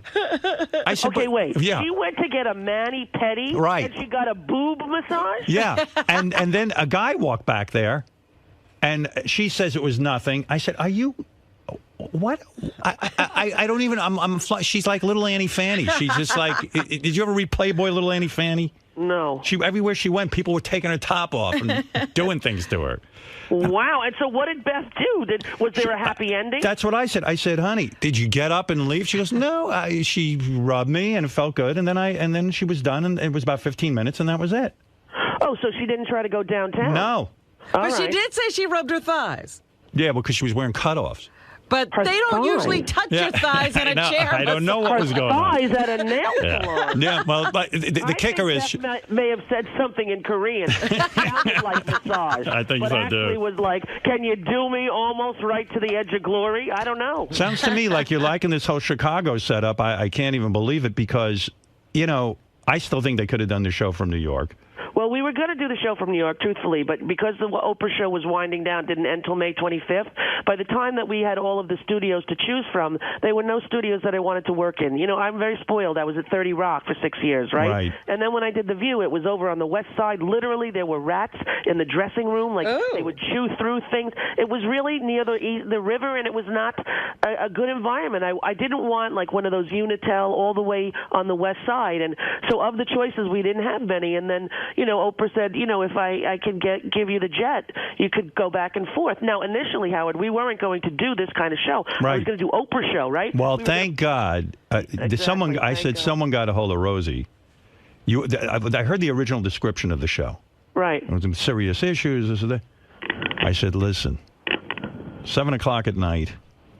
People want fun. Have some fun. Have some fun, for Christ's Right, well, sake. we were originally at 4 o'clock. We were going to fill the spot that she left vacant, 5 million women watching, right? That was the goal, was to do her show with her staff at 4 o'clock, bulk tape a bunch of them, be here for 5 days, be home for 15 days. Right. Be here for 5 days. That was the original plan. Then around July 4th, they said, we're going to put you on at 7 to launch into the new nighttime programming, because there's all new programming that started yesterday, right? So I was like, well, at 7 o'clock, I can't do a 1 hour single topic, just for that reason. You know, if it worked in Fringe, they would put all those shows on in Fringe. It doesn't. It's game shows and entertainment, and that's what people want. Yeah. And so I was lucky, I think, because I don't think I would have been good at that other one either, Howard, because, you know, I get pissed off about things that I feel are unjust. Right. And then I'm not entertaining.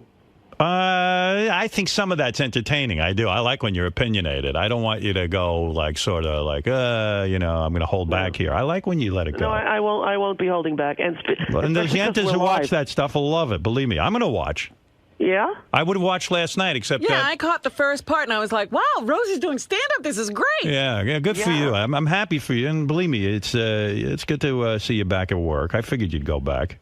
Yeah, and you know, you were the reason that I actually did it, because before I went on the radio, I was thinking, well, I'm not going to do any. I'm 50. What could I do? And I love doing that radio. If they had only paid me a penny, I would have stayed. Right. And then it all, you know, here it is. Are you still affiliated with Sirius? You are, right? Yeah, totally. And I loved it. Actually, I loved doing the radio. And I never used to listen. Now I listen all the time.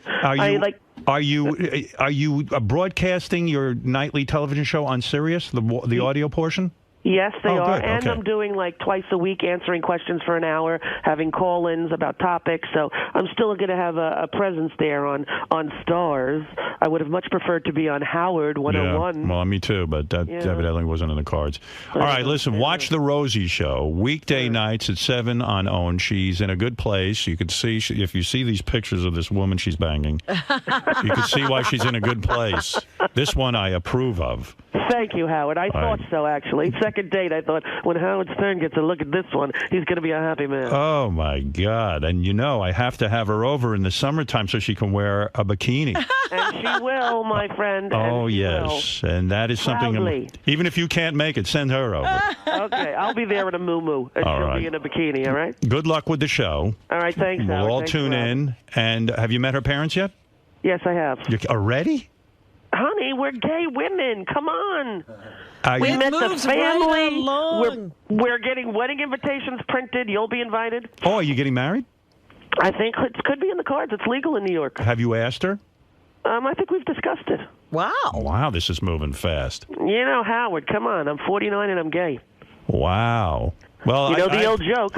What is the old joke?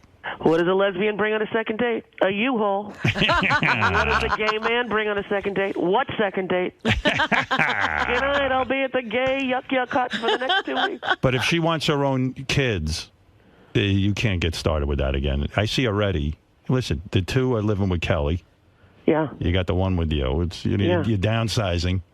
Yeah. It's enough But with the can kid. I tell you, it's for me, honey, it's enough can for I tell you. you the truth? Yeah. To hold a newborn baby, I don't even need any antidepressants. Go to an orphanage. Hold an age, baby. I'll come home with 20, like Mia Farrow. Well, what medications are you on that you're so happy? Well, I'm on a very low dose now of Effexor, and What sort is of that? weaning off of it. But I'm actually, I'm in a good place. I got to say, my hormones are balanced. I've been doing my TM, Mister, for about 2 years. Oh, very good. Yeah. Yes, I do my 20 morning, 20 at night, and I'm in a good place. Excellent. All right. Very good. I'm happy. All right, good to talk to you all. All right, watch the Rosie Show weekday night, 7 o'clock on the Oprah Winfrey Network. Has Oprah mentioned me? Oh, yeah, we talk about you often. I bet you couldn't have me as a She guest. probably doesn't bring you up at all. I don't think Oprah would let me on the show as a guest. Will you come Listen. to Chicago? No. But listen Come to on, me. Howard. No. A whole hour. You and me a whole hour. A whole hour? 1 hour, just you and me. But do you think Oprah would want that? I am sure she would. Really? Yes. I'll fly on my jet. I know you don't like to fly. What do you mean your jet? They give me a jet to go back and forth. Oh, you're kidding. What a mega This is a deal. good deal. What are they paying you? Claudia getting wanded every I don't know. You're kidding. They gave you a jet. Yes, not to keep, but to use. And you can use that for carte blanche, like you decide, I need to go to New York tomorrow. Yes. Oh, my God. What are they paying you? Good money, my son. Good money. Are you getting, I'm going to guess, I haven't even thought about what you're getting. Think about it. Are you getting $15 million a year? Here's what I would say, Howard. That's very in the vicinity. If we were near, if we were on Price is Right, you'd probably get a second guess for that. But yes, I'm under? You're very close to the number. Oh my God! It's not a bad gig, honey. And they're very also, generous. And bonuses. I got it all, like you do. Well, I mean, listen, like I do, then you'll be lucky to Then you'll be collect. fighting. You'll be in court trying to get your bonus. They gave me a bonus. I hit a home run. No bonus. They said I read the contract the wrong way. It wasn't you didn't hit a home run. You hit a grand slam, and they wouldn't have this Sirius XM if it wasn't for you. But it's no $100 million deal, honey. But believe me, it's going to take care of everything I need. Whoa, that's beautiful. It's a good thing. Good for and you. listen, can I tell you, if I find a Gold Star lesbian, I'm going to call in with her. All right? Yeah. Hey, where is your girlfriend? Is she there with you? She's with my daughter, taking her to school right now. Oh boy, she really is moving She's fast. moved right into the chores and everything. Yeah. Honey, she knows what she's doing. She figured out how to work the remotes in the new house. That's why she can never leave. I'll never be able to watch TV. Next time you call in, have her at your bedside. All right, baby. And you'll leave the phone down. You won't tell her I'm on the air, and I'll listen to your lovemaking. All right. All right? That's a deal. And what are the kids calling her? Hot mommy? What are they calling her? Well, you know, it's funny how they used to call me More Mama, Yeah. right? She said, what name do you want them to call you? And she said, how about Mini Mama? I'm like, that's pretty funny. But it's cute because, like, my daughter, she drives my daughter to school, Chelsea, and Chelsea brought her into the school, and everybody's like, who's this? And she said, it's my stepmom, right? Which was really touching and beautiful. And it's good. It's all good. She's really lovely. And we will all have dinner, I swear to God, and we'll make it work. You will not go to the Hamptons every weekend. Right. You will meet me in the city. No, I'm looking forward to it. And I'm looking forward to my taking... treat. Thank you. And I'm looking forward to a private jet ride. Honey, you say you're in. I'm flying you. We're doing it. And you're not catching any gay vibe from Oprah. You still claim she's straight. I not only that, I'm positive. Positive. I'm telling you, I'm 100% positive. All right. That's all right. Very good. 100%. You know, but your Then gaydar again- can be off. We've just I was learned gonna that. say, then again, No, you don't know. the one I'm Rosie- sleeping with, I did not think was gay either. Rosie No, but- hit on Oprah. That's right. And she wanted to find... I asked her to do it. Oh, God, hey, Howard. hey, by the Now way- you'll never be on the show. Shut the hell up. Here's something we can talk about sometime when we get together. All right. So I was invited to a party at someone's house. Yeah. I walk in, they say, Barbara Streisand wants to talk to you. Oh, my Lord. When was this? This was over the summer. I told you to come out. Crap. Holy... And so, Was it- listen, Whose house? Sandy Gallen? Something? no, woman named Donna. Okay. I go over there, and they say, Barbara, out of everyone here, wants to speak with you. Yeah. I walk over, Yeah. and we entered it up for about an hour and a half. I'm telling you, honey. Just the two of us, a very deep conversation, Miss Streisand and myself. And that I felt brought your good, name up. Didn't it? What? Beautiful. Did it feel good? Sure, Yeah. it felt good. But listen, who likes me? I mean, who knew? Who knew Barbara Streisand liked me? Did you bring up my name? Did you Yeah, bring I up? did. And what'd she say? She said, "Oh yes, yes, of course, yes." Oh, yes, yes, of course. Yeah, you That's know, good. she I'll likes take that. you. She likes you. I know she does. She stayed at my Yeah. home. I'm recording an album with her, actually. Oh, really? The duets Yeah. album, Howard Stern and Barbara. Yeah, I felt like I got to admit, I felt kind of good about myself. You know that. How could you not? Yeah, First I of mean, all, you're a Jewish guy from New York. Right. She is the biggest Jewish star from New York in the history of the world, and she's the most talented woman that ever lived. Yeah, and then she goes. So then she was supposed to come over to my house the next day. Except What happened? I had to leave. I had to go back for work. Oh. So I was like, you mean you didn't take a personal day? Yeah, no, I took a personal day, and so that didn't That's happen. sacrilege. She asked you. She was going to come to your house, Yeah. and you went into the city to do a radio show rather than hang with Streisand. That's right. Yeah. Well, listen, The woman's almost 70 years old, Howard. Yeah, she was terrific. She really was really interesting. We talked about just about everything. I don't even think of her as an age. Well, I tell you what. She's exactly 20 years older than me. That's how I know. Wow. We had a fascinating conversation, actually. And she's one of the smartest women. She's all politically astute. She's She's amazingly well read. Yeah. Yeah, no. She kept up with me, no problem. Oh, kept up with you. That's right. You know what an intellectual I am. Right? I didn't know half those topics. I just faked my way You had through. no idea what she was talking about. I have no idea what anyone's talking about. I just go, oh yes, I agree. Yes, I feel the same. agree. I feel that way. I'm a big dummy. Anyway, listen. But I'll tell you about that sometime. All right, but listen, Yeah, you guys have things to talk about. Invited to your house again. You cancel show the next day, and you call me, and I will fly in. All right, you got it. To the Hamptons. Imagine that. That'd be some scene. All right, listen. Watch Rosie's show weekday night, 7 o'clock on OWN. She's back on TV and getting fabulous reviews, and I will be watching too. All right, Rosie. All right, thanks. Bye, guys. Have fun. Bye. Bye-bye. All right. Bye. Right. All right. There you go.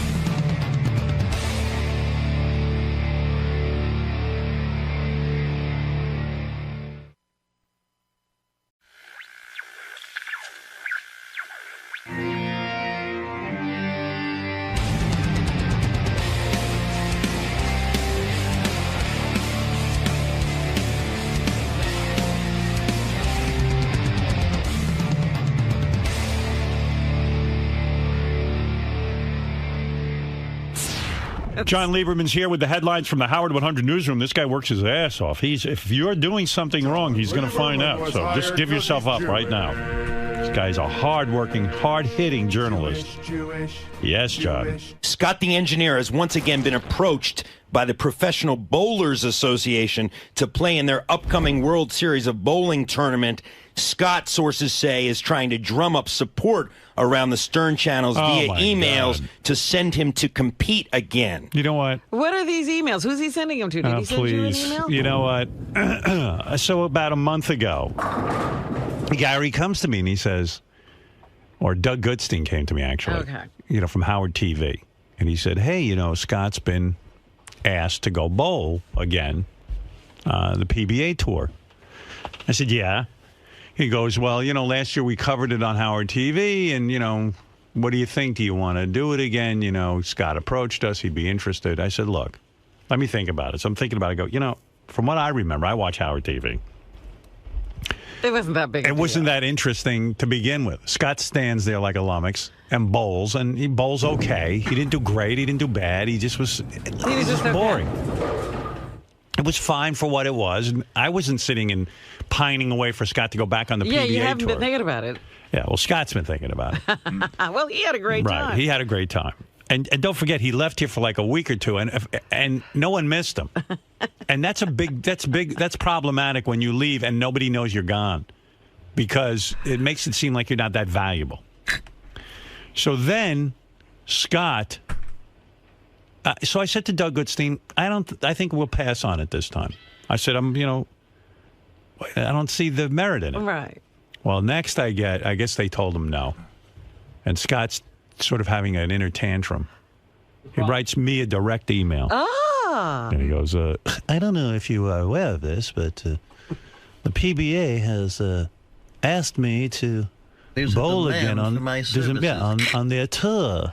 So, in other words, he So- got the no from Doug. He got the no from Doug. Now he's writing me. And he wants to get a direct no from you. I didn't even write him back. Never responded to his email. Right? I never responded. No. And I never fucking will. So then I write Gary. Wait, that's rude. Okay. Oh, good. That's I'm glad. really rude. And you're rude. No, I'm not rude. You were told no by Doug Goodstein. I wasn't told no. I never got an answer. That's the problem. Well, you're I never rude. got an answer. All right. Now, So, I'm not first rude. of all, you don't I ask ask a me- question around here and people freak out. What the fuck is that? You don't ask me Please. that. I don't You don't ask bother me. When do you Don't ever bother write me? you. Yeah, don't bother me. Wow. You Who don't the bother fuck me. are you not to bother you? I'm your boss. Yeah, I know that, but I And can't you ask know you the a rules, right? question? No. Holy No. shit, what You the fuck is can't. wrong with you? Because you know around here you go to Gary. You Wow. don't come to me directly. Well, because you were already I told did, but I no. never got an answer. Doug Goodstein told you no. No, he didn't. Yes, he did. He's coming in to tell you. He's coming in right now. Now, he's going to... Listen. This is what gets him worked up to bowling. Not the wife calling in. He could care less. This is what's no, going to get that's him worked another up. fucking issue. So, but Doug here's, told... No, here's my issue Mr. with you. Trader over here. Throw anybody under the bus he can. Here's my issue Doug, with you. Doug, you never gave me an answer. After I wrote no to you, Doug, what happened? Did you tell him no? I said he took. He said he never got an that answer Howard, from you. I got a weird vibe from Howard. He didn't seem really into it. I followed up with an email to you. Right. Didn't hear back. That was fine. Scott, Yeah, so did he I found- not so tell Doug, you? So listen, Scott knows around here. You don't bother me with your shit because I don't Listen. like saying no to anybody. That's right. And you go, yeah. Well, you So were, say you were no. gonna- Instead of a no answer. No, you go to Gary like you do on everything I did else. go to Gary. Do you ever write me once asking me Gary- about your job? Gary Do you never ever came ask back me to about me. what you should be doing every day in your studio? No. You Gary go to never came back to me. You want to bowl so bad you're throwing a tantrum. Well, I'm not throwing So a listen tantrum. to this. Listen, this is what matters to Listen, him. So I wait, I'm not done. So then Scott doesn't hear back from me. Because he knows what that means. I don't write to Scott about his personal bowling. We have meetings for that. Gary, he has a conduit to go to Gary. He can go to Doug Goodstein. And when he hears that Howard's not interested, take the fucking hint. No, Okay, fine. he's not Don't giving cover up. it for Howard TV. That's fine. Okay. I don't. So then I didn't. he gives Wait up a on minute. me. Let him, yeah. Tim comes to me. He went to Tim. Yeah, he's going to everybody. Came to me, right? And then we discussed it, and I said to All right, Tim. so Gary then comes to me. So Scott knows So what to do. you still getting questions about this. Well, wait a second. In between Gary, I walk by Scott's studio, and Scott says to me, you know, I want to go bowling, something along those lines. So I had just come off the air. My head was fucking spinning. Hey Howard, Doug sent you a thing about the bowling tournament. Yeah. Do you have any problem? I can't deal with it now because I just want to take a break. Go ahead. I'm sorry. I'm going to talk to Tim. I'll talk to Gary and find out what's going on. Okay. Thanks. Appreciate it. Quite frankly, I was thinking about it. If there was any merit in it, if there was anything good for Howard TV or on the So radio. you're still considering it? Yeah, I was thinking Just about don't it. bother you. I was thinking about it, but he's bothering me as soon as I get off the air because he wasn't satisfied that I didn't answer his email. But he's already gotten a no from Doug. Gary he went to. So Gary comes to me, and I said, you know what, Gary? I like Scott. I got nothing against him. He wants to bowl. Let me think about this. I sat in my office and wasted 20 minutes of my time trying to think if there's any fucking reason I need this guy. And I still was saying, oh, what the hell? So then, I don't know. Gary then, I talked it over. We discussed it, and then you said, you know what? We need him here. Right. So then Scott had come to me, and I said, Yeah, I mean, he's got a job. But I said, you should talk to Tim. So Tim sat him down and said, no. Did Tim tell you no? Nope. What did he say to you? Tim told me he Nobody told will you tell no. you no? What did Tim say to you? Tim came to me and said, as a friend, and first of all, he's not my friend. Okay. I'd like to give you advice. All right. What was his advice? Drop the bowling issue. Well, what does that say? So what happened? That's officially, that is not an answer. Scott, I told you that 3 weeks before Tim told you that. I said, just everyone's drop it. nicely saying to you, So no I one dropped- cares if you bowl. I dropped the bowling issue. Well, then he comes up with a new plan. He goes, I want to take my personal time. So I get a memo from Tim and Gary. Scott is now saying he wants to take his personal time to go bowling. I said, oh, you mean when he has his vacation, it coincides with bowling? I said, that's fine Well, with me. unfortunately, it doesn't coincide. Right. Unfortunately for you. Yeah. Well, that's what I'm... Right. So I go, oh, that sounds okay to me. I go, you mean during his vacation? They go, no. He wants to take his own vacation, set up his own vacation, and go bowling. Uh-huh. I go, well, is he needed here? Because if he's not needed here, why is he here anyway? I said, do you guys need him here? They go, yeah, we need him. So I said, well, then there's no issue. Forget the fucking bowling. I want to go shoot pictures today for my photography. Things I could be doing today that don't mean I wouldn't be here. The only reason they're asking you to bowl is because you're on this show. Leave the show, quit the show, and go off and become a professional bowler. What are you waiting for? What are you doing? You're nuts. You're going to go campaign? You see how hurt he is? This matters to him more than anything. I was trying to get an answer from somebody. What do you think the answer is? You got an answer. 3 guys told you, drop the issue. I love it that he says Tim is not his friend. Tim tries to give him some friendly advice. Right. And Tim says, drop it. And he goes, that's not an official answer. So the show, you don't want to cover it? That's fine. We don't want to cover it. Nobody cares when you bowl. Good. That's fine.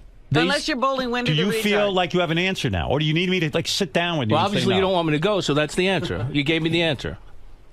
Listen. You gave me the answer. I want you to have everything in life you should have. I get it. But you got a job. Listen, you're not 12 years old. No, I'm not 12 You got years a old. job. Okay, so... Either you're needed here. I asked around. I said, does anyone need Scott here? They told me yes. I was shocked. Oh, wow. As much as you are. Yeah, right. Isn't it nice that people need you? Very nice. So that's more important than going to fucking bowl. What is it? Is there some free time you have that you could participate in this a little bit? No, unfortunately, it happens during a week that the show is here. Oh. 3 days, Well, there you go. So there's your answer. You can't bowl. Okay. Wow. I got an answer. Right. I was looking for an answer. You didn't have an answer. You got 5 answers. You got 20 answers from 20 Doug people. Doug never gave me an answer. Gary never gave me an answer. You never gave me an answer. What did Doug Tim, say to you? Off the Doug record. said, we're not interested. Tim said, hey, drop the bowling issue. No one's interested. Gary said to you, it's not going to happen. Okay, so fine. What answer were you looking for? As far as writing me, the one time you wrote me a personal note is to ask about bowling. I don't know whether you're needed around here for bowling. I mean, it's an outrageous question. I don't have anything to do with that. Gary around here answers all of your questions. Okay. That's the pack. All of a sudden, you break protocol around here, but I'm bowling. Meanwhile, you got the answer from 20 guys. I went to Doug first. I didn't go to you. You went to Doug. And you he went gave to you Gary. an answer. Doug showed interest, and he said it would be a good follow-up. Right. Okay, that's Doug. And I told Doug he's out of his fucking mind. Because we do the behind-the-scenes show. Now it'd be more... Scott, it's boring. Okay. Watching you bowl is like watching paint dry. You get it. My I get fans it. who pay for Howard TV don't want to sit and look at your fucking bowling. I get it. I know this. Listen, I'm sorry. I want to do something today. I don't want to be here today. What should I do? Who am I going to cry to? Really? Then I was just asking for some personal time off, 3 days. Listen to me. Personal time. I want personal time. Oh my God! You really do? Yeah. Okay. You don't get it. You still don't get enough. Scott, can I have? No, I don't. Really? I want more personal time. Can I have it? You can have. Obviously, you're laughing about my personal time. Yeah. Your personal time matters. Mine doesn't. I didn't say it doesn't, but personal time. I said to Gary, I never heard this around here. What is personal time? It's vacation time that I get from the company. No, wait a second. I said if it's Scott's vacation, of course he can have it. Well, it's vacation time. But I heard time. that you have scheduled vacation. It's not right. And Gary explained this. Explain it to him again. Okay. Vacation time is vacation time that you get. We've all agreed, since we've all worked here, that we all take vacation together. Otherwise, it's anarchy. I do that. Personal days. Here, you know what personal days are for. You're like a factory worker, but you know better. Personal days are for a funeral, a family emergency. Not to bowl. Not to bowl. That's not a personal day. That's why I was asking if it would be they told you no. I know they told you no. I explained what I got. The answers I got. What do you think the answer is? Did anyone say yes? No one said yes. Did anyone say it was a good idea? Did anyone say, I think this might work? Tim said to you, I would drop this if I were you, Scott. Your boss, your direct boss said, I would drop this. Listen, I got news for you. I'm going to give you some advice. As your friend, I consider myself a friend of yours. Maybe not Tim. Maybe you don't consider him a friend. The kind of passion you have for this bowling is the passion you should have for when my equipment breaks. I do. Okay. That's what you should be excited about. Forget bowling. Bowling is for going once a week with your friends. You get a little drunk. You get away from the wife. And you sit there and you throw that stupid ball at those dumb fucking pins. Right. The way he yelled at you, Howard, when he walked in, I wish I heard that tone of voice when Lady Gaga's microphone didn't work. Right. You'll never see him erupt. Except for he erupted. Yeah. Oh, the bowling. Well, I never got an answer. That's what, But you did. You got an answer. You didn't want to hear what you heard. He said, drop the bowling. I said, okay, I'll take. So you didn't let like me the take answer. a couple of days off. That's not dropping it. A couple of days off to go bowl? So what happens when an emergency comes up? So are you needed around here or not? Yeah, I'm needed. You are. So then how can we let you go? Okay, I got the answer. Right. But also, Howard, suppose some emergency now comes up and he needs a couple of days. He already took him for bowling. Yeah, but that was good for you guys. You talked about it on the air. I remember when he was bowling the last time. We talked. Then they call and say, we want to get on the air with Scott. And I go, you know what? I'm not even that interested in getting an update on him. I remember your exact words to me when we discussed it was, you go, Gary, I remember seeing Scott Bowling show, and I don't remember it being stellar television. It was good once, but I don't think it merits doing it again. It was boring. Well, you should get Greg in here. Greg said it was the most boring week of his life. He said they shot like 80 hours to get like 10 my point minutes. is, I want to do a Robin dating show. I can't get a budget for that. No, please send Scott. Oh, no. to go bowling. No. Well, you know what I mean. Well, everything was paid for. It wasn't. You didn't have to have a budget. No, I understand that, but my guys, they get paid to sit there and stare at your ass for 80 hours. In other words, the crew has to be paid. Right. Okay. Yeah. Not you. Look, Scott may have a future in bowling because the PBA CEO tells us his skills have impressed the other bowlers. Let me tell you what impressed they have, all right. Here's His what skill impressed at the getting on the PBA. air. When I talk about it, they get attention. Nobody pays attention to bowling until I talk about it. It's got nothing to do with Scott. They're not looking for... If Scott wasn't on this show, there'd be no bowling. Why didn't they say, quit, Scott, and come on the Well, tour? they did invite me, even if, I said... Well, there you go. They invited me without coverage. Yeah, they said, if Howard doesn't want to cover it, you're still welcome to bowl. So go bowl. I can't because I... you got a job. I'm so sorry you've got a job. Then I asked for Scott, I'm so sorry for the days off. I mean, I just... Robin, do you have anything you want to do? It's just... I'll tell you what I want to do. Let What me do you go want to do? now. I can find something It was to do just a that's other question. than- Everybody freaks out from a question. Should Robin leave now? She's got something she has to do. She doesn't want to say what it is. Okay. It's a full Whatever. female thing. I'll tell you what I want to do. I was just telling John Hine this. I've always wanted to go to the Super Bowl. Always wanted to go. It's on a Sunday night. Go ahead. Okay, so I've investigated it a million times. About 4 years ago, I actually got a friend was going to let me jump on his private jet home from Phoenix. Go ahead. But I still was nervous about when we'd land, so I found out we were going to scheduled to land somewhere between 4 and 5, and that made me nervous. So I spoke to the guy that runs all the private jets in the country. He told me the Super Bowl is the biggest night of the year for private jets. Of course. There's at least 300 in whatever town that's in. Mm-hmm. He said, you should land at 4, but I can't promise you that you will. So I said, I can't do it. Right. I got to be here. That's right. You missed out on the Super Bowl. I can want tell to you go. something I've been trying to do. I want to go to the Australian Open. We're working during why that don't time. you go? Take it's a personal million day. miles away. I could never get back. You know, here. Scott, which way do you want it? Do you want to be a player on the show and be important on the show? Or do you want to play it that you're so inconsequential that you can leave? Like, if Robin said to me, listen, Howard, I love the show and everything, but I've got to see the Australian Open. I would tell her you're out of your fucking mind. I need somebody here working with me. Okay, I got an answer. I'm not bitching about. You had an answer 20 times ago. Can I just say one more thing, Howard, just for Scott? And I do mean this as a friend. You know that you've been butting heads with Tim and management about stuff here. Do you think when stuff like that's going on, it's a good time to say, can I take 2 days off when you're trying to show them your importance here and that we do need you? He wants it both ways. I'm unimportant. I'm important. No, I wanted an answer. An official But yes, writing no. me is, no offense, I'm not trying to sound like some kind of asshole, but like, you know what? If I work at Microsoft, let me say something. I got a brother-in-law who works at Microsoft. He doesn't have Bill Gates' home email, and he doesn't sit there and fucking hassle him. You understand what I'm saying? I understand that. About his personal days. That's something Gary handles here. That's his job. Okay. I wouldn't have Gary. If I want people contacting me, what do I need him for, those big teeth? Wow, I had no idea. Oh, you don't even know what goes on. You're protected. You were off in England during the death of Steve Jobs. You're protected from assholes like me. You're not Sorry. an asshole. Sorry, I asked a question. I mean, that's all I was trying. That's all I was trying to do. Was ask a question. I want to be home with my wife. I mean, okay. All right. You know. By the way, how'd that go when you got home last night? I'm not making any comments. Yes, Ooh. Really? Bad It night? wasn't good? He is a jerk. We asked him about it first thing this morning, and What'd he was say? stoic. He said, everything's fine. I said, did you sleep on the couch? That He I'm says, interested in covering. Well, of course. Yeah, can we send some cameras there? I said, did you sleep on the couch? He's like, I never sleep on the couch. I was like, well, did you sleep in a different room? I sleep in a box in the garage. What do you say? He's the lord of the manor. Of course He said the floor was a little hard. I am the king of my castle. You had to sleep in a different room? No. Oy vey. Well, what was the problem? I slept in another state. The problem? Yeah, was there a problem? You didn't do anything wrong. Well, no, I didn't think so. I mean, people piled on in the wrap-up show, too. And I don't know anything about Ralph that. and Richie, and so that I didn't think was fair. So, yeah, I mean, when you get involved with people on this show, things, can go wrong. Right, absolutely. But you're not to blame. Listen, your wife decided to call in. Who told her to do that? That was crazy. I love when if your wife called in every day, I'd be happy. I know. Then you could go bowl because then I'd have her. I wouldn't be happy. I'd hire her in a minute. I wouldn't be happy. Right. But people on the wrap-up show suggested callers that I didn't defend my wife.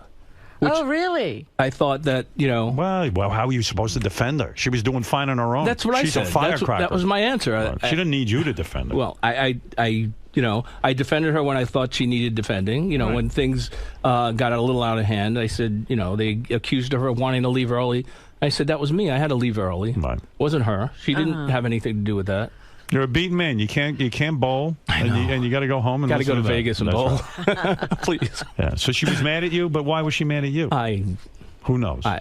She was a little upset. But did you argue, or you just gave up? You know how it goes. Right. I'm not gonna, I'll go straight to the attic. I'm not gonna. Listen. Listen. Please let me go bowling. I know you love. I know you love bowling. Send me away for a week. I know you love bowling. I do. I know you do. Yeah, I do. And but listen, the Howard TV guys told me it was the most boring week for them. of their It was lives. boring. I could. The TV show that. to me was boring. Okay, no offense. that's cool. I mean, watching you bowl. I'd rather watch Wendy. I'd rather put the resources into Wendy the retard bowling. If the PBA wants to put her on that tour, yeah, maybe I'll bring them out there. Right. But, no, I get it. It's not exciting. It really. I mean, it's That's terrible. why bowling is having a problem. I mean, but if you're asking me, and I don't like to get involved in this, but I would rather have my engineer here with me than hear that you're off bowling, which I can't really do anything with. Okay, that's fine. It would be another thing if you were top of the PGA Tour, and if you don't go, you're going to miss $100 million payday. And you know what was weird? Like, the whole premise was that, like, Scott's a good enough bowler that maybe he'll win the whole thing. No. Not only didn't he win the whole thing, like he wasn't even qualified. He was just sort of at the bottom. He wasn't the worst bowler. He wasn't a great bowler. It was just such a disappointment on every level. I'm not going to win the whole thing, obviously. Those guys are so good that, I mean, it's. Well, we know. And you're boring, and it was that's boring. the only reason to take time off if you're the greatest. Like, if Scott was bowling naked, okay, then I could see it'd be funny. All right, maybe we can work something once. It doesn't take 80 hours to cover that. Believe me, no one wants to see me naked. You know, the words bowling and boring are almost identical, except for 2 letters. Think about it. I've thought about it. Oh, when I got that letter, the email at home. Your hair must have stood on end. I was just like, oh, shit. This fucking guy's asking me. I know I told Doug no, or I was thinking about it, but... Now I've got a personal email. And then right after the show, he comes up to me. Hey, did you get my email about bowling? And I was like, Scott, I'm on it. I'm aware of it. But someone will get back to you. What is it that gets into people around here? No, I was being pressured for an answer. They know that they're irritating you.